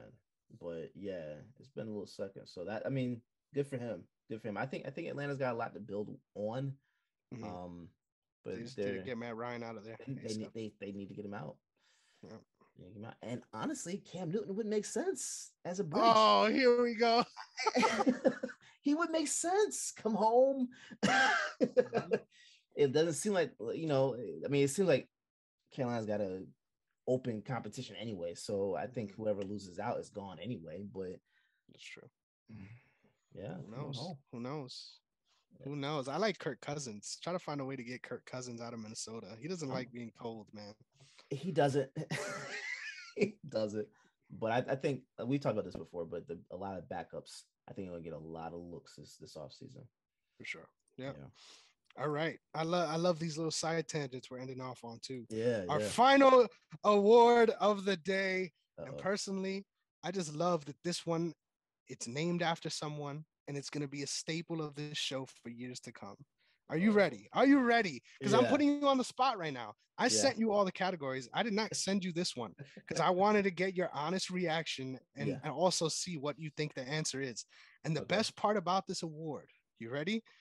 Is I get to technically give it to two people instead of one because this award is being named after someone. So are you ready? Okay. Yeah. This award is the Urban Meyer Jackass of the Year award.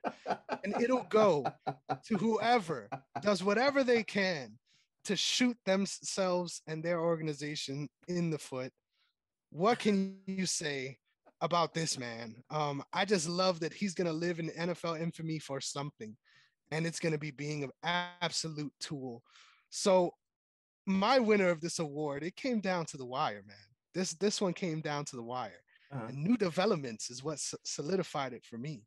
Yeah.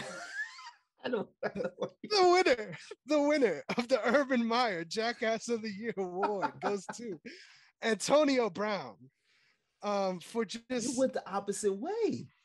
You wasn't ready for it. You wasn't ready for it. Okay. It goes to Antonio Brown. Okay. Because not only has he been surrounded by hijinks for his whole career, this man went out in a blaze of glory, took off his uniform, said, "Peace out, fuck you guys, I'm out," and literally left in the middle of the game. And now is publicly going after the trainer for the Tampa Bay Bucks, famed guy for working with Tom Brady. Mm-hmm. And now this all sounds normal until you realize when he posted this message thread where he's showing that there was internal issues basically between him and his trainers before this game even happened. He was asking for money back for which he paid this trainer to train him throughout the season. Mm-hmm. That doesn't sound like a crazy thing or an unreasonable thing to do, does it? No. This man released the text message down to the screenshot of his banking and routing information and put it on the internet. His bank number, his routing number, all of that was placed on the internet in order to make a point for clout. My mans, you have done it. You've outdone yourself. You are the Jackass of the Year, brother.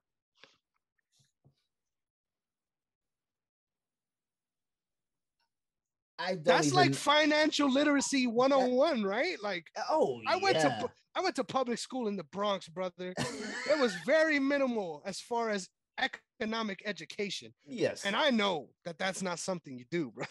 That is not something you do. Wow. That must have just happened today because I did not see that. That is interesting. I thought you were going to go Bruce Arians. That's for having the trust and faith. Well, not even just that, but basically with all these developments over the last day, making it is more so painting Bruce Arians as the liar in this situation, which honestly I could see it from both sides. I can see it where this is on Bruce, and I can see where this is on Antonio. I think they're both complicit, honestly. Sure. I did not know that though. Man, you don't put your bank information on online. I don't, bro. My parents, especially when you now no longer have a job, bro. You don't do that, bro. There's not one person on this planet that I've given my bank information to, not one. Really? And so I don't know how you do that where you're this millionaire. Yeah, the dark web is having so much fun. Like I feel bad for his card companies. I'm gonna tell you right now, if I had no morals, I've ended this show right now. I'm leaving here with something. Bro, it's something. I gotta say, I'm from around the way. Shout out my boy Denzel. I'm leaving here with something. Facts. Yeah, get a PS5 or something. Like we gonna do something real quick, man. Like if I had no morals, I like oof, Jesus. I can't argue that. I don't think I can find another situation that could top that. I got to give the it to only Antonio one is Brown Herbert too. Meyer, And honestly, and it's named after him, so it's yeah, perfect. yeah. But I didn't want to give it. I don't want to give it to him because of his. He doesn't deserve an award. He doesn't deserve an award. Yeah, so I'm gonna give it to AB too. That's dumb. Wow, bruh. Who does that? Hilarious. My thing is too, like you are really unemployed, brother. And this is the route you're going. Oh like, yeah, this is likely. the route you're going. I likely won't be playing in the NFL again. I doubt it. I feel like he finds his way somewhere. I mean, the only team I can see really doing anything right now is Dallas. Michael Gallup just got injured. And this has Jerry Jones written all over it. So I don't for sure. I don't know.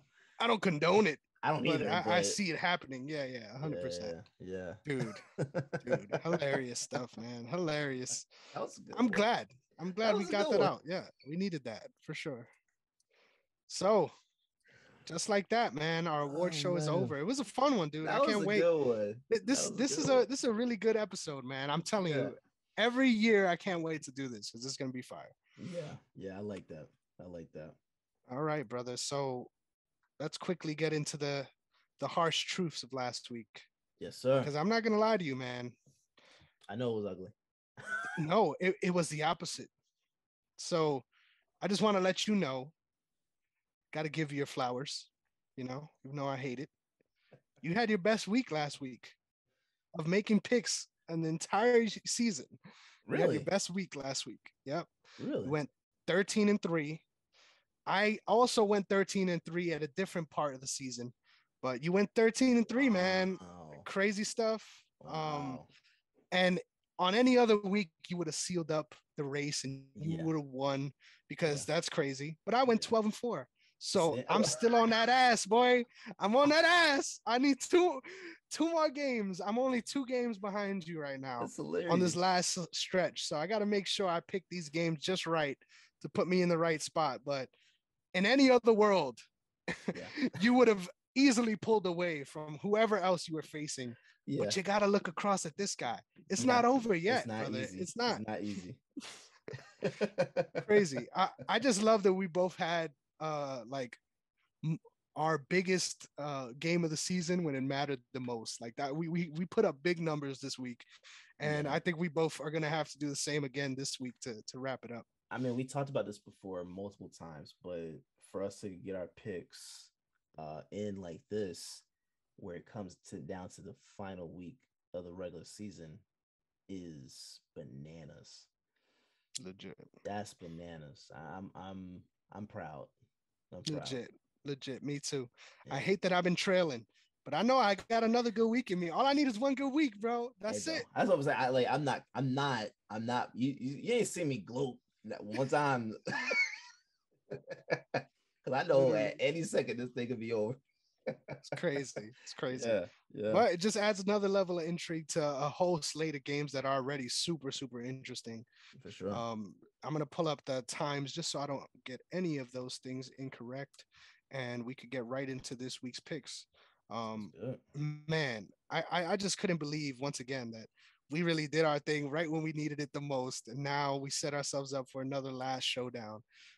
Saturday, January 8th at 4:30. We got some Saturday games back, which feels good. Yeah. I hated not having any last week. Our first game, Chiefs at Broncos. Little bounce back game, much needed for the Chiefs after having that tough loss against the Bengals. This was the week, by the way, that that Cat Williams meme is like, well, you shouldn't have been talking shit. That was me this week. Because at halftime, they were down. They were up 2 scores against the Bengals. And I hit up Logic and I'm talking shit. Imagine losing to the Chiefs. LOL. All caps. I'm talking so much shit. And they literally do not score a point in the second half. They just storm back until the fourth quarter. They didn't score a point. The Chiefs, that is. I would say this win meant a lot more for the Bengals in my mind than it did as far as being worried about the Chiefs. They still showed up and scored 30 points. Oh yeah. But as it has been the entire season, when the Chiefs lose, everyone's just like, panic button, hit the panic button. Yeah. Because of the excellence that is expected from them at this point. Yes. But this is a really good, manageable bounce back game here, huh? It is. But see, this is the thing about this time of year. The last game, I don't know who's playing. Yeah. You know what I'm saying? Like, this could be a game where they rest everybody for the most part and just put out the second unit practice squad. So to me, it's like it could be either one. Where is this being played? At Mile High.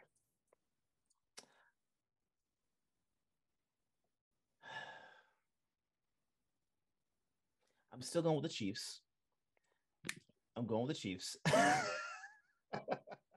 I almost, but they don't have a quarterback. Denver doesn't have a quarterback, so I'm not.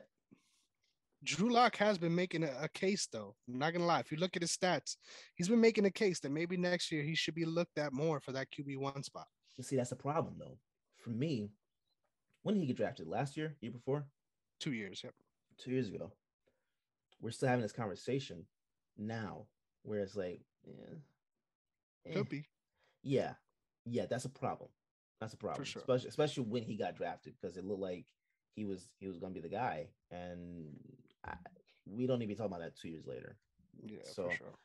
Yeah, I mean, it's impressive. It's impressive span of time for him, but that's still an open QB situation for me. Actually, not even really. If they decide to go ahead and keep rocking with Teddy Bridgewater, I'm not mad at that either, because to me, that's almost, honestly, if you think about it, one of the biggest losses of this year is actually Jameis Winston. New Orleans Saints losing Jameis Winston, where if they still had Bridgewater, you can make a case either one of them could be the guy down there. For sure. I don't know. And that's a little tangent, the big bucks for him. You paid the big bucks for him. It's like you gotta ride that out. I agree. I think more so than any other sport, more so than basketball, anything else, injuries really play a huge role in how these things play out. And for the most part, as soon as these guys get injured, we're seeing, obviously the team is still trying to win. They're doing everything they can to try to get on the right track with this new guy. It's that next guy up mentality. Yeah. So I'm not surprised that he was able to find some success in that system with good receivers like Cortland Sutton and Jerry Jeudy. There's no mistake about that. Yeah. But at the same time, I agree. I think it's hard to have that discussion when, if all things are healthy, nobody's having those questions about Bridgewater the same way that they do about Drew. So I agree. I think long term they went out and got their answer, and that's Teddy Bridgewater. But I won't be surprised if somehow they decide next season that's the move they're trying to make, because sometimes it takes a couple of years for these guys to develop that level. It does, and you gotta be patient with some guys. I mean, that's one. And I think we talked about this before, but that's one of my biggest gripes about media with these guys is that they act as if they're supposed to hit the home run like year one, year two. It doesn't happen that way. But I think that the problem for me though is that we're still looking at Drew Lock like, where does he fit? You know what I'm saying? And is it possible? Yeah, I think it's possible, but I think this is Bridgewater's team job. Yeah, this is his team. I don't see that being not the case next year. For sure. So we're both going Chiefs here on the road. Yep. All right. Next up, I know you're going to be hella hyped for this one. Saturday, 8:15. Prime time, baby. Cowboys at the Eagles. A lot on the line. Not really, Yeah. just bragging rights. Just bragging rights. That's it. There's nothing else on the line. I thought the seeding could potentially go down to this game, but it hasn't. It's already locked up. You guys are also already locked up in the playoffs, so congratulations on that. Thank you. How do you think this one goes, man? I feel like this should be a real opportunity to have a statement game. Yeah, I think the Eagles win this one. Micah Parsons is not playing. I think 3 of their starters are not playing because they're on the COVID list right now. We actually had about 11 to 12 guys that popped for COVID on Sunday. But I think with the new mandates and the vaccine, the mandates because of the vaccine, I think if not all of them, it might be all of them but one are available Saturday. So to me, again, this is about availability in terms of like we don't know who is playing, but I think the Eagles are going to go ahead and play their starters for most of the game. I don't expect them to be playing all game, but I think the majority of the game they will play. I'm going with Philly. I'm going with the home team. It's cold up there. Dallas does not do the best in the cold, you know. And that offensive line, I don't have any faith in Dallas's offensive line. I really don't. Sure. So yeah, I'm going Philly. I like it. I think this is an opportunity for me to weasel my way a couple points right here. Hey, why not? Listen, man, and it's not because I don't see a way that the Eagles win this one. It's just when you consider that first matchup, I think it's really hard. I know it was in Texas, but it's hard to make that argument, in my opinion. I think with the way they looked up against the Cardinals, it's easier to make that conversation. But I don't know if you guys are at that level yet. Like, I know you guys obviously locked up your playoff spot. But just as far as playing up to playoff level, I'm a little concerned. Especially with those games against Washington. I feel like they were closer than they deserve to be, but that's how these division games play out anyway. Yeah. It was saying that's the thing. Like I've said this to you before. Not all teams are the record. I think beginning the first half of the season, the Eagles were still like searching for identity on both sides of the ball, and they lost games they should not have lost. 3 or 4 in a row, actually, right after facing the Falcons week 1. San Francisco, I think it was the Chiefs and Tampa, if I'm not mistaken. Yep. Those 3 games, they could have easily won those games. All 3 of them, they could have won it. It's just that they weren't doing what they're doing now. And what they're doing now is running the ball. They're running the damn ball. For sure. And that's, I think, I want to say it's somewhere between like week 8, week 9 when they started doing it. Maybe week 10. And since then, they've had one of the best offenses in the league. So I gotta rock with that, man. For sure. Just think they continue with it. Putting my analyst hat on, I think the biggest problem in this game for the Eagles is getting the offense started early. I think there's been a real key where you guys end up in the second half and you're still in single digits. And against a team like this is very explosive on the offensive end. They're missing a lot of key pieces, but I'm sure this is a game that they had circled as well. So I really think this is going to be a shootout again. Last time, I think it was 41-20 or something like that. I can't remember, but there's somewhere around there. I think this is going to be a 30-point each kind of game. And both teams really have a lot to prove in this one. So I'm glad this is in prime time. This is going to be a fun one. It's going to be a good one. And also I have faith in our backup QB, because if they do decide to put him on limitation or whatever, and then Minshew is out there, I've got all still slanging. Still slanging. Yeah. I don't know who Dallas has back there, so if they decide to do the same thing, hey, you know what I'm saying? I don't know who's back there. Don't disrespect the Red Mamba, Cooper Rush, man. Is that who's back there? Yes, sir. He did well in that one start he had. That's all I gotta say. That's all I gotta say. I made my dig somehow. Next up, this is our Sunday night or Sunday afternoon cap off game. Yep. This is our 1 p.m. slate now. We've got Washington at the Giants. Just a great way to end off the season for two teams that nobody gives a shit about. Yeah. In the Meadowlands. Yes. What are you going with here? I'm going Washington. Yeah, man, you have to. Yeah. Jake from State Farm ain't doing nothing out here. I'm interested to see where Washington goes next season. They're going to be getting back a lot of their key pieces, especially defensively, from being injured. The question is, even before they went down, though, they never captured that same level that they did last season at all. And literally, there's not a playoff spot. There's more playoff spots now, and there is not a playoff spot where they could have sneaked it in the way they did last year. Yeah. They didn't play up to that level this season. So it just a lot of questions for that organization, and I won't be surprised if they realize, maybe we're not ready to end the rebuild phase like they thought they were. Yeah, they rushed it. Yeah. I mean, there's nothing wrong with trying to contend while you're rebuilding, but you don't want to mess up your rebuild trying to move too fast. And that's Washington for you. Yeah, for sure. I think expectation wise, especially, I think they'll end up getting a good pick this year anyway, even though they still tried this season. Yeah. But so interesting times. And shit, who knows? Maybe they'll get a name this year.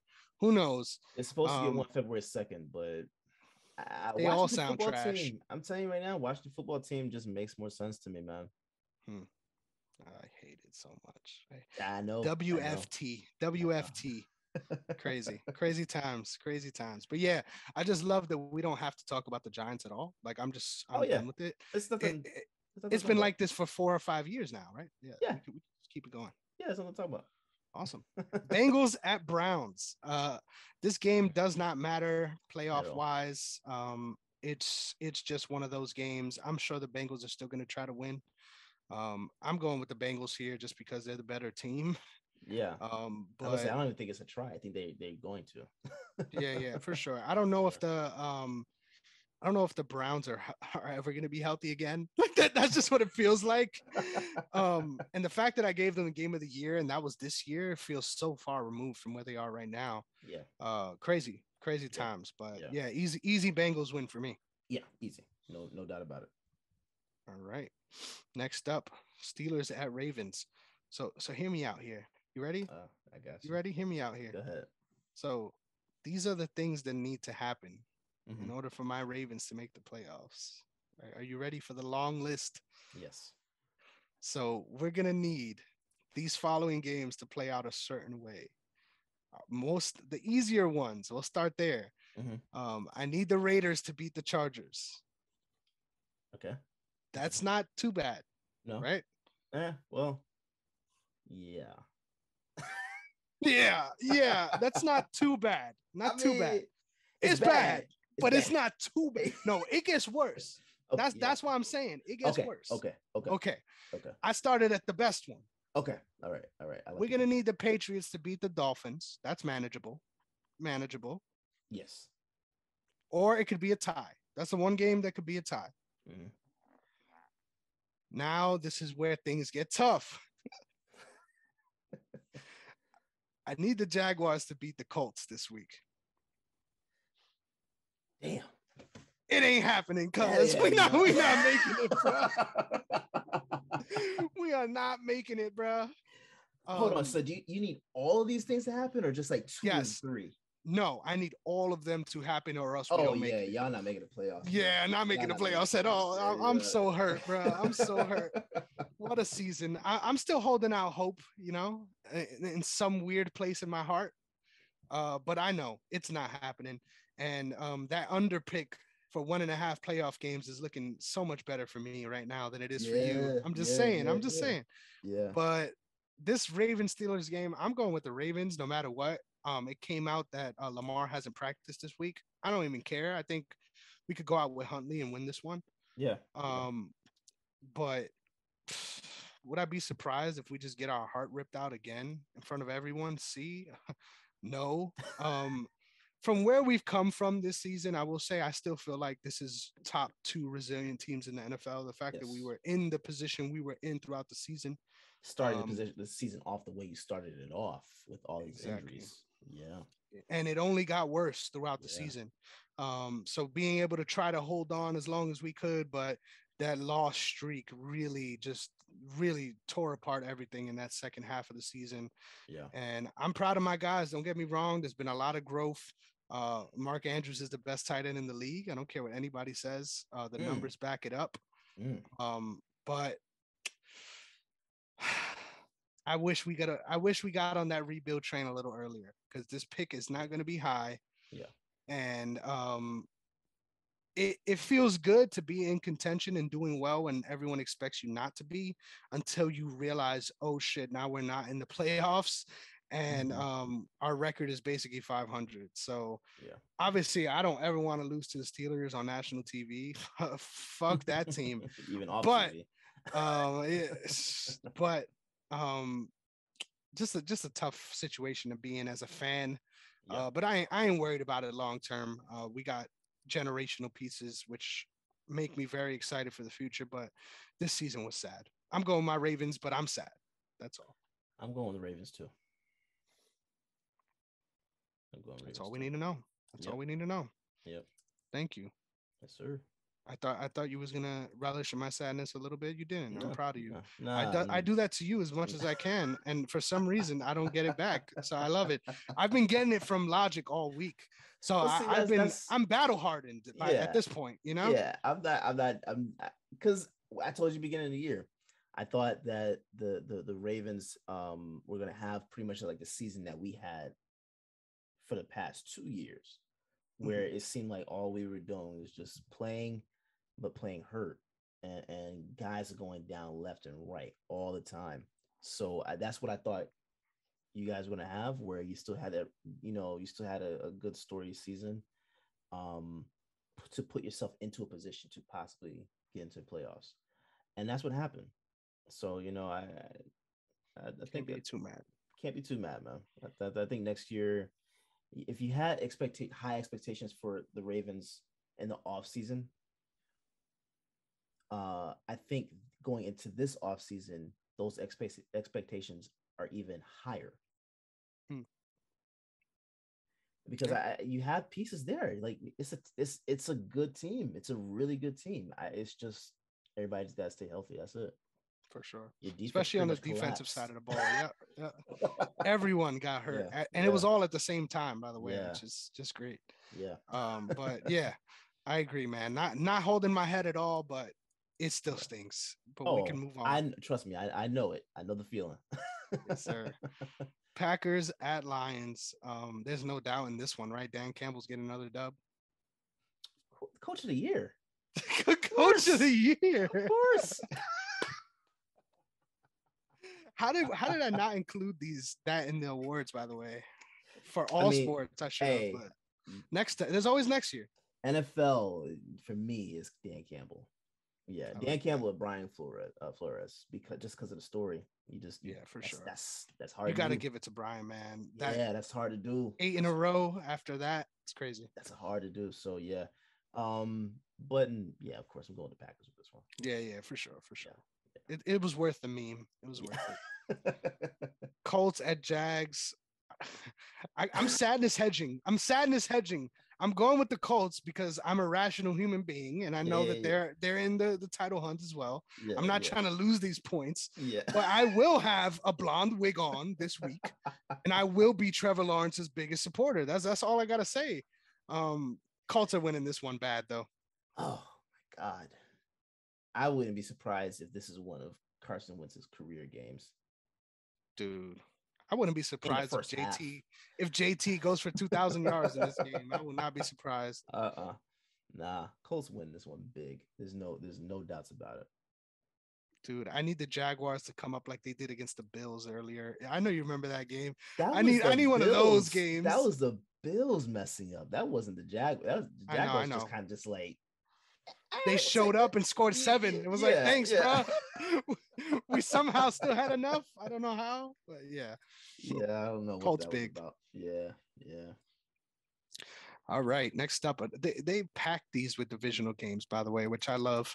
But when it doesn't matter, it fucking sucks. And that's one of these right now.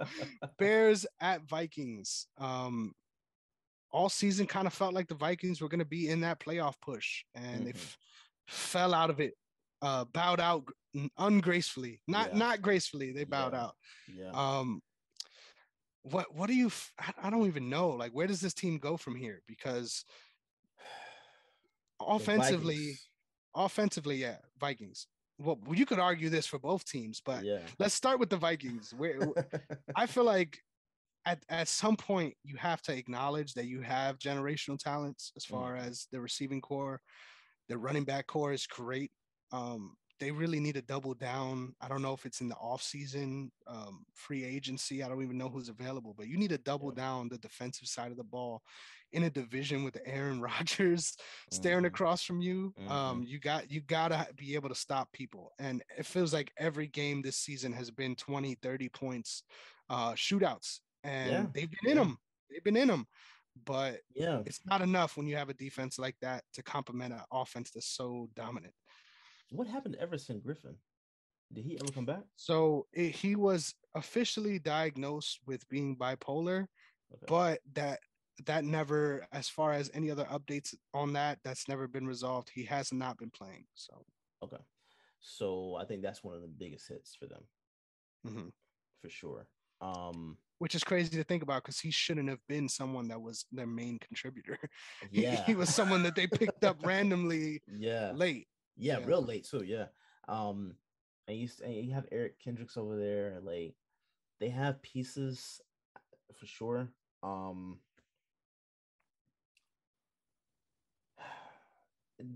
think they're going to win this game, but I don't feel good about that pick. I agree. Just because this is the last game of the year. Again, I don't know who's playing. I know Justin Fields is on track to play. And if Kendricks is playing, I feel like Fields is going to get sacked a couple of times. Yep. So, for sure. Yeah, I'm going Vikings on this one, but I don't know what the answer is. I was actually kind of shocked they parted ways with Kyle Rudolph.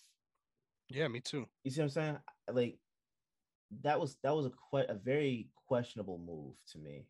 Especially what he got. Like, he didn't get a huge contract. It didn't break the bank. So, I almost feel like they need to try and get it back. Here's the problem, though. If you're the Giants, who is obviously still rebuilding after all these years, what do you take for him? I never even understood why they signed him, to be frank. Me either. Because they have the other young tight end that they've been claiming is the next big thing for the last 4 years. Was Evan Ingram his name, right? Yeah. So I didn't understand, maybe going for the 1-2 punch, but it hasn't worked out in that same way. Kyle Rudolph has outshined him entirely. And I don't think they want to be good. Like, that's the thing. So the price tag should be low. Like, it should be low. But do I really see them moving him? No. Like, I think that if there's ever a fan base that is delusional and it's on an organizational level, it's the New York Giants. Like, they believed if they were in playoff contention this year, like, that was a belief. Bro. So I think they've won a whopping 4 games since, if I'm not mistaken, since Joe Judge went off on us about not getting them into the playoffs. Yep. Hilarious. Oh man.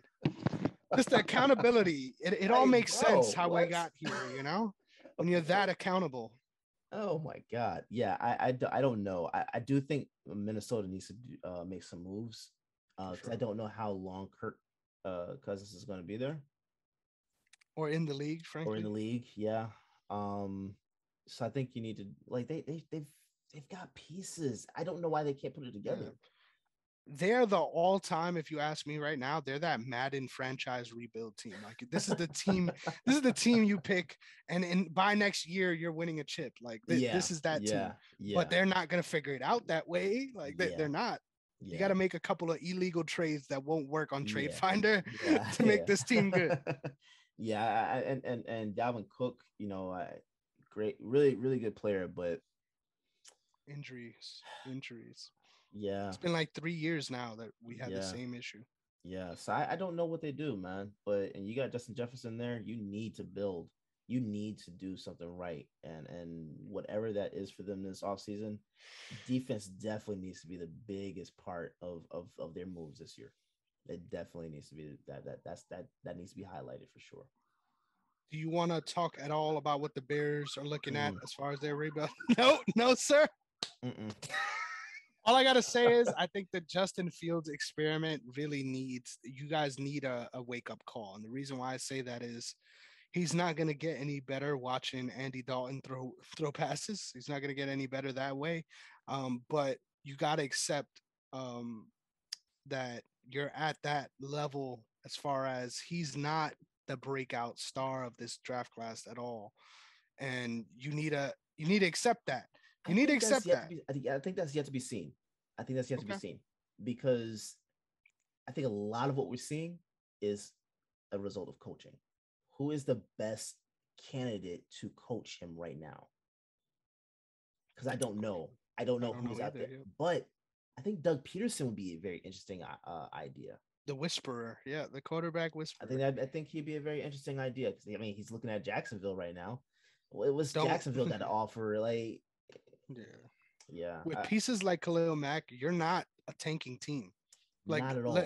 defensively, they're not a tanking team. Not at all. They just have to get that offensive line. I feel bad because if he goes back there, his love for Jason Peters is going to show, and that's going to kill Justin Fields. So I think they need to build that offensive line. And like Yeah. everything, like this is what I don't understand why teams don't really pay attention to this. Well, specific teams don't pay attention to this. They want to get the glory pick, but they don't like focus on where everything starts. Everything Yeah. starts at the line, offensive line, defensive line. You build from the line out. Mm-hmm. You know what I'm saying? And if you don't have a good line, how do you expect to have a great quarterback? That's what I'm saying. Yeah. Like I don't think Fields is. I'm reserving judgment on him right now. I'm reserving it on Mm-hmm. him because you have Matt Nagy as your coach. Like what the hell? Like And some other dude named Bill Lazor that's calling plays for you. So you're fucked. Yeah. so yeah, he's screwed every which way he could think of. He's screwed. So Mm-hmm. I think it's more so coaching. If he goes out and if they go out and get they do right by Justin, and they go get him a really good coach. They build that lineup. I'm not saying that the Bears are this big contender that we thought they were like 4 years ago, but Mm-hmm. I think that I think he has something to work with right there. I'm interested to see it because from what I've seen so far, I feel like they don't, and Mm-hmm. and that's tough to say. I like you said, these things all play together, and we'll see. Because you could have easily said the same thing last year about the number one pick, Joe Burrow, and now look at the Yeah, situation he's in. yeah, yeah. And they didn't do that. They didn't build the line. They built it out with the comfort pick, the Mm-hmm. college teammates, and that all worked out. So Yeah, I don't know. There isn't a glaring move that can be done that sort of makes me feel better about all the things that is wrong with this team. yeah, Their secondary is atrocious, yeah. and that's a big problem for them as well. So I don't know, man. I think they are way further than the Vikings are. But this the bottom feeders of this division, you could see them in different divisions having potentially better records. Oh, for sure. This is a tough place to play for sure. But Yeah, Yeah, Bears suck, and they will suck for the next couple of years for for sure. a while. Yeah. Yep. Titans at Texans. We're still in the 1 o'clock window, by the way. Jesus, are we? Yep. Titans at Texans. Easy one, right? Mm-hmm. Titans. Yeah. Yeah. Titans. Yeah. Yeah. So a surprise would be kind of fun. If anything is exciting to talk about here, we already got our Titans love out the way. Shout out Dwayne. I know he loved when I gave him that NFL moment of the year, Sure. because they deserved it. They Yeah. deserved it. But where do you think this Texans team goes next year? Because they're not going up, and they got General Nah. Mills back there, and they're trying to act like he's the guy. I don't think he is. Yeah, I don't know where they go. I There's just so much almost to do. is so much to do, and I almost feel like they almost have no choice but to keep working with Deshaun Watson. Mhm. I don't think that there's any market for him. Mm. Just continue building. That's pretty much it. I don't know what they do though. This is there's so many pieces that they need to address, so many areas they need to address that I don't really know what they do. But you continue balling out with Deshaun Watson. Yep. Watson's Crazy. playing next year. Crazy. I Watson's wonder playing. what's going to happen with that as well, because I haven't heard anything about that since the story broke, basically. Nah. Which is so crazy.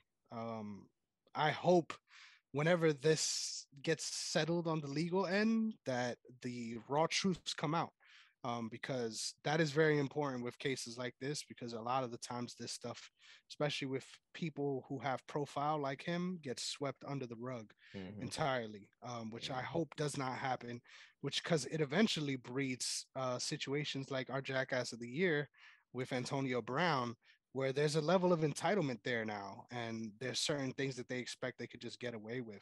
Yeah. So interesting developments out of this team.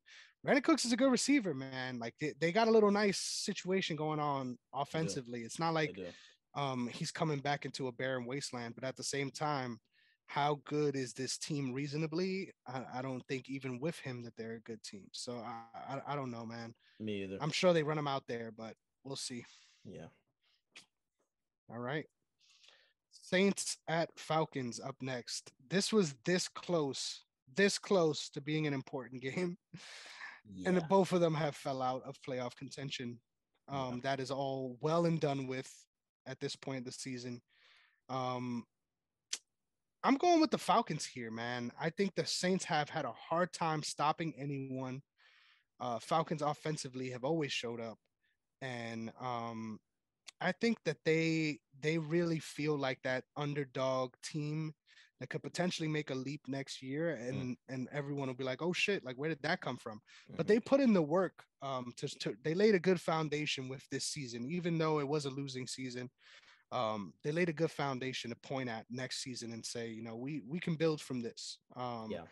But even with all things considered, I think you still feel like the Saints ceiling is much higher. It's just so crazy how everything played out that we ended up at this point. But I'm going with the Falcons on this one. Yeah. I'm going with Falcons too. You don't have a quarterback. I don't see how you even win a game. Yeah, that was so bad, man. I'm still so fucking pissed off that I lost my finals because of the goddamn Miami defense. Bro. I still can't believe that. And I looked, by the way, and I had more points in my third place game than both the first, second place teams. So I That would happened have to me been the too. champion. That I happened to would me have been the too. champion. That happened to me too. Uh, Yeah, three just different pain, leagues. Three different just leagues I did pain, that. Yeah. just pain, dude. Yeah. Fuck fantasy. Anyway, Trash. next up, just garbage in the COVID era. No, thank you, sir. No, thank you. Oh, I hate COVID, bro. Literally. After having this shit too, I Oh hate it. yeah, yeah, yeah. It's oh man, I can't. I'm not I even know. gonna get into it. Next I up, know. Seahawks at Cardinals. Dude, I don't feel bad for Russell Wilson, and there's only one reason why. What? When he unlocks that door, he comes back home from practice.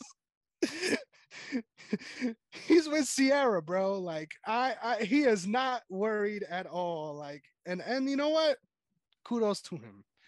I think he's gonna find himself in a much better situation next season. But I think so much of the storyline, no matter where he ends up, is gonna be whether or not this season was a fluke, and whether or not he can bounce back, because it's been a tough season regardless of injury. Injury is what is highlighted, but it's been tough even beyond that. And it's so surprising that Tyler Lockett still found a way to somehow get near that 1,000 receiving yards mark, with the way the season played out. So I'm really interested in the storylines of the Seahawks moving into the offseason. But as a team, there's not a more shocking team, in my opinion, as far as where I expected them to be and where they ended up than the Seahawks. I agree. I'm as the weeks go by, New Orleans is the only team that really kind of makes sense to me for him next year.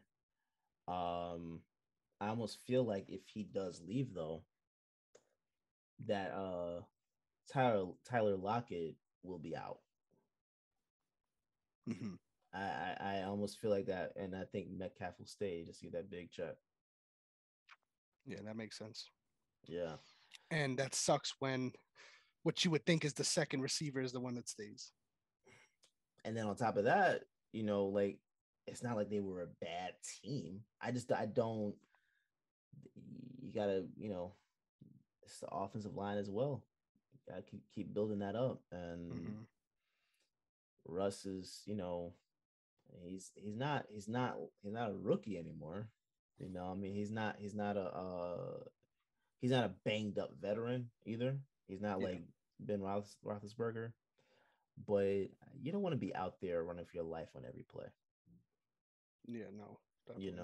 And I'm not saying that anything will be easier for him in New Orleans, but I think you have a better shot in down there than you do in Seattle. So yeah, I'm this is not going to be a good game for them. Seattle, Arizona, going with Arizona on this one. They need to build into the momentum a little bit. So I'm going with Arizona for sure. The only thing Pete Carroll's got going for him is he always has a good line somehow. Even after everything falls apart, he still has a good defensive line. They were able to keep somehow opponents under the rushing yardage. So they were able to rush more than opponents.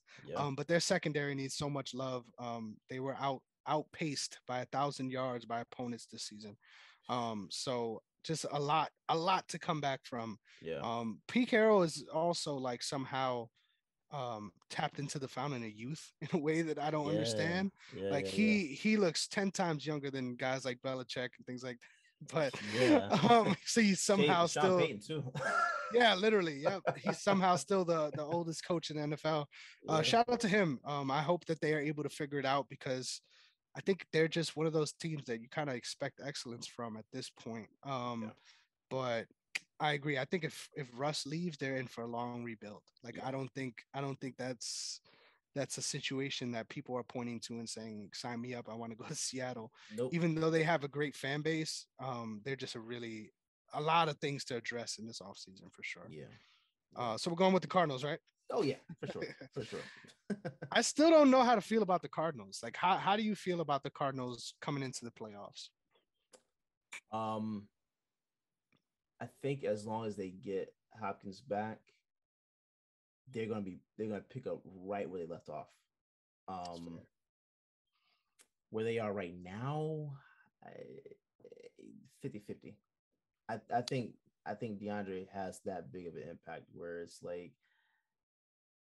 they could win, they might lose with him out there, but when he's out there, they are hard to stop.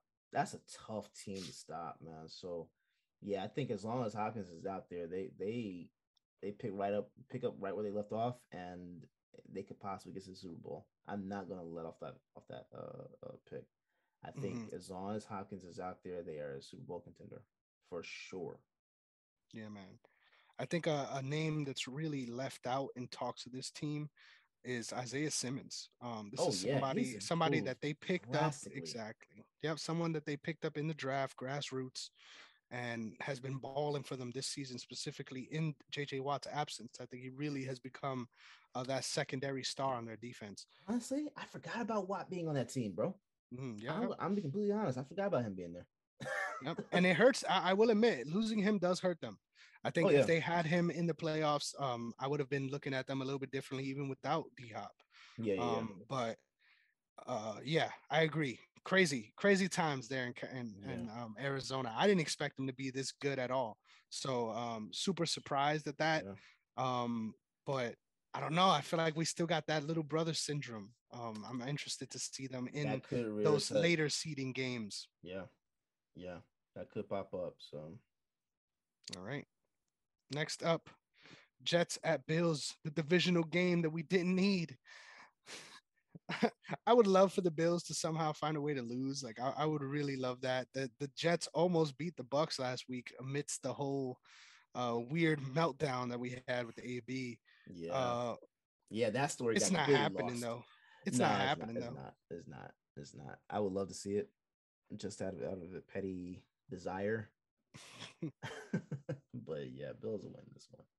Yeah, hold on. Let me check this. Okay, one. Okay. See, I need to make one of these picks coming up that's different than yours. So it's getting it's struggle city right now. I got to find the value somewhere. Bill's pick is super easy in this one. They're at home. We can move on to the next game. Panthers at Bucks. Turmoil in Tampa Bay. There's a lot going. Ooh, you like that alliteration, huh? There's a lot of things going Yeah, on, man. yeah. I think they have been the team that kind of has figured out their way through this season and hasn't been scathed by injuries. But I think this one hurts them a little bit more than they like to admit. They're good. They found guys. Don't get me wrong, that have been productive for them. Um, it's Le'Veon Bell is one of them. Talking shit on Tyron Woodley and shows up, shows up to play for the goddamn Bucks. But I don't know, man. I think it's easy to pick the Bucks in this one. I think I got Mhm. no reason to pick the Panthers at all. But I'm worried about them in this last playoff stretch, regardless of how good they've looked. I mean, at the end of the day, you got Tom Brady, but um, we'll see how they're able to bounce back from losing AB. That's the thing for me, man. We talked about it earlier this season. Um, they're virtually unstoppable with AB out there. Yep. I think they win this game, but letting AB go, I think, will prove to be one of the biggest mistakes they've made. Just And over they petty things as over well. petty thing, yeah. Because I mean, think about it. Godwin is out. Yeah. ACL. ACL, so he's not coming back. It's not like you're not expecting him to come back in the next 2-3 weeks. So your receivers, you're basically relying on Mike Evans to be your number one, right? Mm-hmm. Um, which he's not healthy enough all the time to rely on. So I think they'll see that was a mistake, costly mistake, For sure. because without him, without AB, I don't see them being as strong. And it's weird to say that, because thinking about AB's journey, um, all those teams pretty much played well without him being there. Uh, but Brady needs him. I think Brady needs him to win. I don't think Brady needs him to win a game. Brady needs him to win a championship, Mm-hmm. and in Tampa.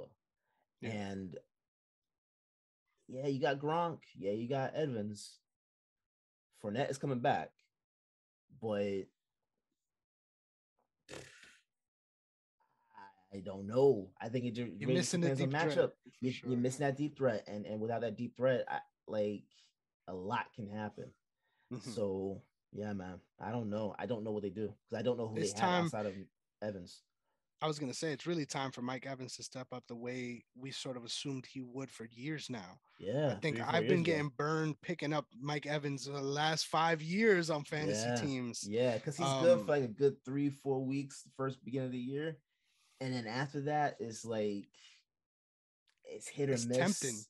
The upside is Yeah, tempting because you feel like you're gonna yeah, get that high level production, and yeah, most of the time it just does not shine through at all. yeah. I haven't chosen him at all this year, so You're lucky. You're lucky. I well, got I didn't him, win and any then I got championships, so Godwin in a different one. Oh, I don't even know why I'm talking about fantasy anymore, bro. I'm a broken man. Okay, this season has not treated me well, and I'll keep that in mind when I try to pick Mike Evans next. But yeah, yeah. Patriots at Dolphins. We are well into the 425 window, by the way. I forgot to mention that. Okay. That's been since Saints Falcons. But I think this game is a lot more competitive than people think it is. I think Mm-hmm. this Patriots team has been sputtering lately, which I did not Yes, expect. I did not yes. expect it at all. The rookie woes are always to be expected, but I did not expect it to this level. Um, and you got two teams that are kind of going in different directions. I really didn't expect the Dolphins to lay down like that in the game where they got blown out 31-3.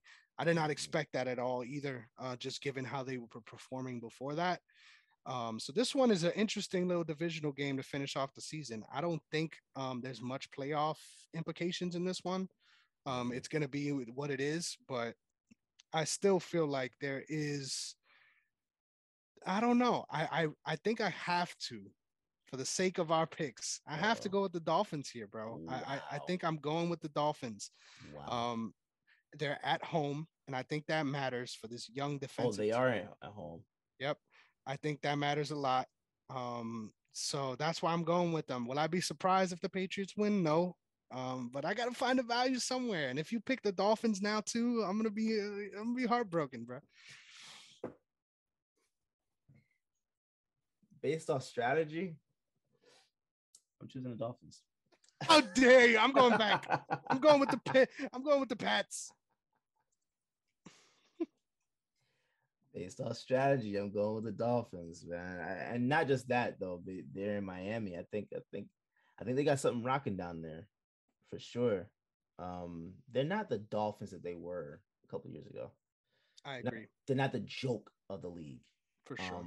I think even when they were, I think even last year, you could see glimpses of like, hmm, okay. And now the last year was a bad year for them. Mhm. And it was Xavier Howard that everyone was like, Yeah, "Oh, yeah, yeah, yeah. That guy. Yeah. I think Miami has I mean they have a ways to go, but I think this is a statement game for them. well, it all went to plan because now I'm switching my pick to the Patriots, and it all works out. So it You works juked. out. I know that's fine because I was gonna choose the Dolphins. Nice, nice. I Yeah, like that. I yeah, like that. All yeah. right. I thought you were 100% going with the Patriots. Like that. That's hilarious. Nah, I mean, because at first I thought about it, but then the more I thought about it, it made more sense. This is a game that they You want want to the end off win. this season, right? Yeah, Yeah, yeah, you for want sure. that W at the end. So yeah, And I also don't know how much Bill Belichick wants this win. I don't know if he cares. Yeah. Yeah. I will find it so hilarious, dude, if the Patriots go deep in the playoffs. Like I'm gonna hate myself if they go deep because I'm gonna feel like it's my fault. Like I picked Mac Jones as the Yeah, offensive rookie. yeah. This is my fault now that We're I've brought blaming you this for team back sure. to excellence. We're Yeah, blaming you for sure. it's ridiculous. It's ridiculous. 49ers at Rams. We're finally at our prime time. Oh no, I lied. There's no that's right. There's no Monday this week. So this is our final 425 game. Niners at Rams, man. This game, I don't know why it feels like they've played each other like Yeah, 3 times now. Like, yeah. am I crazy? It does feel like that. Um, Niners at Rams. The Niners got into the playoffs, right? Let me double check that because I don't think they are. I think they're on the bubble.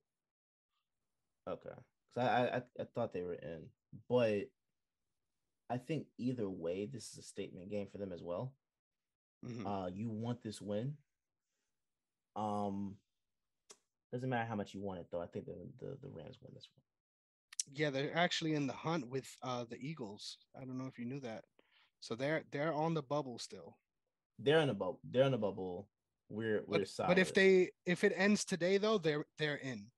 But it's between them and the Saints, and they would have to lose. Saints have to win in order for that to work out. Okay, and the Saints would have to lose, and they would have to win to get in.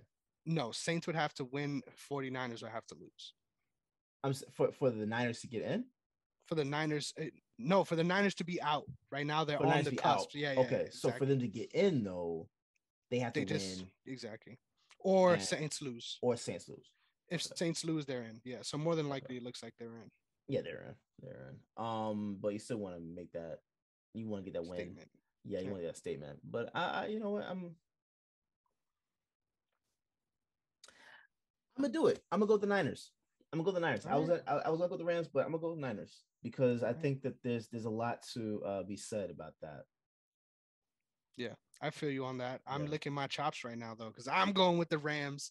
I don't care. They're at home, and they got a lot to prove too, in my opinion. I think there's been a lot of games, even that they won, even the game against us last week, where it feels like they somehow eked their way out. Like it didn't feel like they should have won that game. So I think they got a lot to prove as well. In their home field. I don't know, man. I won't be surprised. Once again, I can't get a beat on this Niners team. Every time I pick one way, it goes the other. Yeah. So yeah, I'm going with the Rams and just crossing my fingers on this one. Hey man, this is gonna be very fun. Very fun. Yes, it is. Yeah. We got 3 games that we both picked different teams. So my chance is here. It's alive. That's all I gotta say. It's there. So we'll see, man. This is gonna be interesting next week. We got one more, brother. We got one more. Don't cut me off short here. Oh, do we? Our final game of the week. We talked about a little bit, so maybe that's why. Our 8:20 primetime game, and this game is the only one, if I'm not mistaken, that has direct playoff implications. Okay. Chargers and Raiders. If the Raiders win this, I think they're in. If Chargers win, they're in. So I need my Raiders to win, baby. But forgot about that game, bro. Are they gonna? Hell no. No. Yeah, I'm going with the Chargers here. Yeah. I'm surprised, honestly. I think they underperformed, and I think Herbert had, honestly, a career year for any other quarterback. Mm-hmm. I think his ceiling is that high that it's kind of not even been talked about as far as how well he did this season. Yeah. I think he's on that Mahomes level of special talent that people really need to acknowledge. But at the same time, I feel like they either injury by hook or by crook, they felt like they're underachievers in a way, especially defensively. The early on in the season, I think they were dominant defensively, and then that all seemed to fall apart. Yeah. So I'm interested to see how this one works out. But I ain't picking the Raiders. No way in hell I'm picking the Raiders. I don't think the Raiders pick the Raiders, bro. I'm gonna be truthful. For real. But I'm gonna have the gray paint on. I'm gonna be doing what I gotta do to rep it. But it's not happening. I'm going with the Chargers. Yeah, Chargers for sure. All right. Yes, sir. It's been a long one, but it's well deserved for the 2021 awards. We're all wrapped up if you want to get us out of here. Yes, sir. Well, I mean, it's a great start to a new season of the show. Looking forward to what we're gonna do this year. Happy New Year, by the way. I mean, we didn't get to say it at the beginning, but Happy New Year. And Happy New Year to you guys out there, man. Go ahead and give them your socials, bro. Yes, sir. You guys can catch me at Negron MMA on Twitter, as well as Chris Negron _ on Instagram. I'm going to be dropping our premiere 2022 episode of the MMA archive next week, Friday. So we're back in business every Friday. That's going to be the set date. Really working on trying to stay consistent on that. So look out for that. Really excited for that. And before I know it, I know I've been covering nothing but UFC events, but before I know it, I'm going to have some Pride FC events to cover, which is going to be really cool to analyze the way the sport grew at that time. Obviously, we've been looking at the American side of things with UFC, but once we get into the overseas side, I think I'm going to be excited because that was the golden era of Japanese MMA. Right, so I'm looking forward to that. But with that all being said, Make sure you check that all out. And also Risen coverage. This Risen event was insane. This New Year's Eve event. There was even a a Jake Paul kind of YouTuber star fight that turned out now. There's some controversy now. There's allegations of fight fixing. So a lot is coming out of this last Risen event that's negative as far as negative PR. I hope that they nip it in the butt and sort of penalize these guys immediately. Yeah. And don't make it like distance yourself from that as much as you can as an organization, because that has been a story since Pride, where they're saying that guys fix fights and things like that in that promotion. So the fact that it's showing up again, you hate to see it. But I feel like that overshadows the fact that they have a whole bunch of new prospects coming up, whether that be in the women's divisions or the men's divisions. So if you want some of that coverage out, you can see some of the stuff I put up on Twitter. I dropped a lot of highlights that I saw that were not copyright stuff. So check that out. And you already got my socials. Give them yours, brother. Yes, sir. So at Derrick I'm so sorry. At Derrick_OTS. That's DERRICK, the black way to spell it. But please follow the brand over following me at OTS Media Co. All social media pages, as well as OTS Media Co. for on YouTube. You can check us out. Check us out on the website, otsmediaco.com. We just got a brand new article up covering. Let me see. I don't know anime, so let me put this. Let me see. It's Goku versus the Demon King Piccolo. I think that's his name. So check that out. It's written by Sam Scott, host of Courtside Conference. So yeah, just check all that stuff out. Give us your ratings. Let us know what you guys think about the show. We're starting. You'll be seeing throughout the course of this new season that Chris and I will be introducing new segments to the show, and we just want to get your feedback on everything. So whether you want to email us, you want to leave a comment underneath the video, or even a rating and a comment, like under the video, please. Rating under for the show on the audio side. But just let us know what you guys think. And thank you for watching and or listening, especially if you listen through the entire thing. This has been, I think, a little over 2.5. So yeah, appreciate you guys for sticking with us, and we will catch y'all next week. Peace.